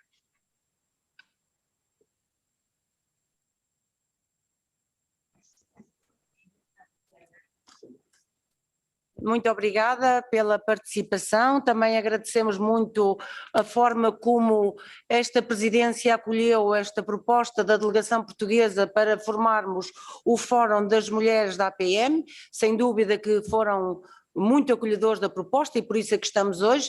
Quero também fazer uma referência ao Sr. Deputado português Pedro Roque, que também nos ajudou muito na implementação desta proposta perante a APM e, portanto, temos também que fazer este reconhecimento enquanto o meu colega deputado no Parlamento Europeu teve um papel, o Parlamento português teve um papel determinante também na ajuda para construirmos este caminho que estamos a fazer na construção do Fórum Parlamentar das Mulheres da APM. E assim sendo, penso que terminamos as intervenções. que não está mais ninguém inscrito e vou deixar-vos algumas sugestões também que nos possam deixar, agradecer, como é óbvio, as intervenções de todos os participantes, de todas as participantes e do participante, dizer-vos que foi com muito gosto que ouvimos as vossas intervenções, as vossas sugestões, as vossas experiências, que só assim conseguimos construir o nosso fórum ainda mais forte. E dizer-vos se podem enviar as sugestões por escrito para o secretariado da APM, que vai fazer a recolha de todas as sugestões, vai consolidar essas sugestões e assim podermos depois construirmos então e fecharmos a proposta de estatutos para a próxima sessão. E assim encerramos assim esta reunião preparatória do Fórum das Mulheres. Vamos agora ter uma pequena pausa para a parte da tarde, para retomarmos mais tarde os nossos trabalhos, e obrigada, foi um prazer muito grande fazer o lançamento e fazer parte do lançamento desta iniciativa tão importante para a promoção da igualdade entre géneros nos nossos parlamentos. Um bem-aja a todos, a todas, vamos encontrar-nos brevemente, esperemos que presencialmente, que sem dúvida que a pandemia nos afastou deste nosso possível convívio da troca de experiências, também é a primeira vez que participo nestes fóruns, mas estaremos sem dúvida todas juntas para encontrarmos as melhores soluções no combate às desigualdades. Mais uma vez, muito obrigada a todas pela vossa participação. Well, thank you very much, ladies and gentlemen, for your kind participation, for the speeches, for your interventions, for all the rapporteurs. It was a very interesting and quite long, we should have ended half an hour ago, but the discussions and the interventions were so interesting that we gave ourselves another half hour. That's why I kindly ask you to be present at exactly 3 p.m. Paris time to continue with the afternoon session. Thank you all very much. Looking forward to seeing you.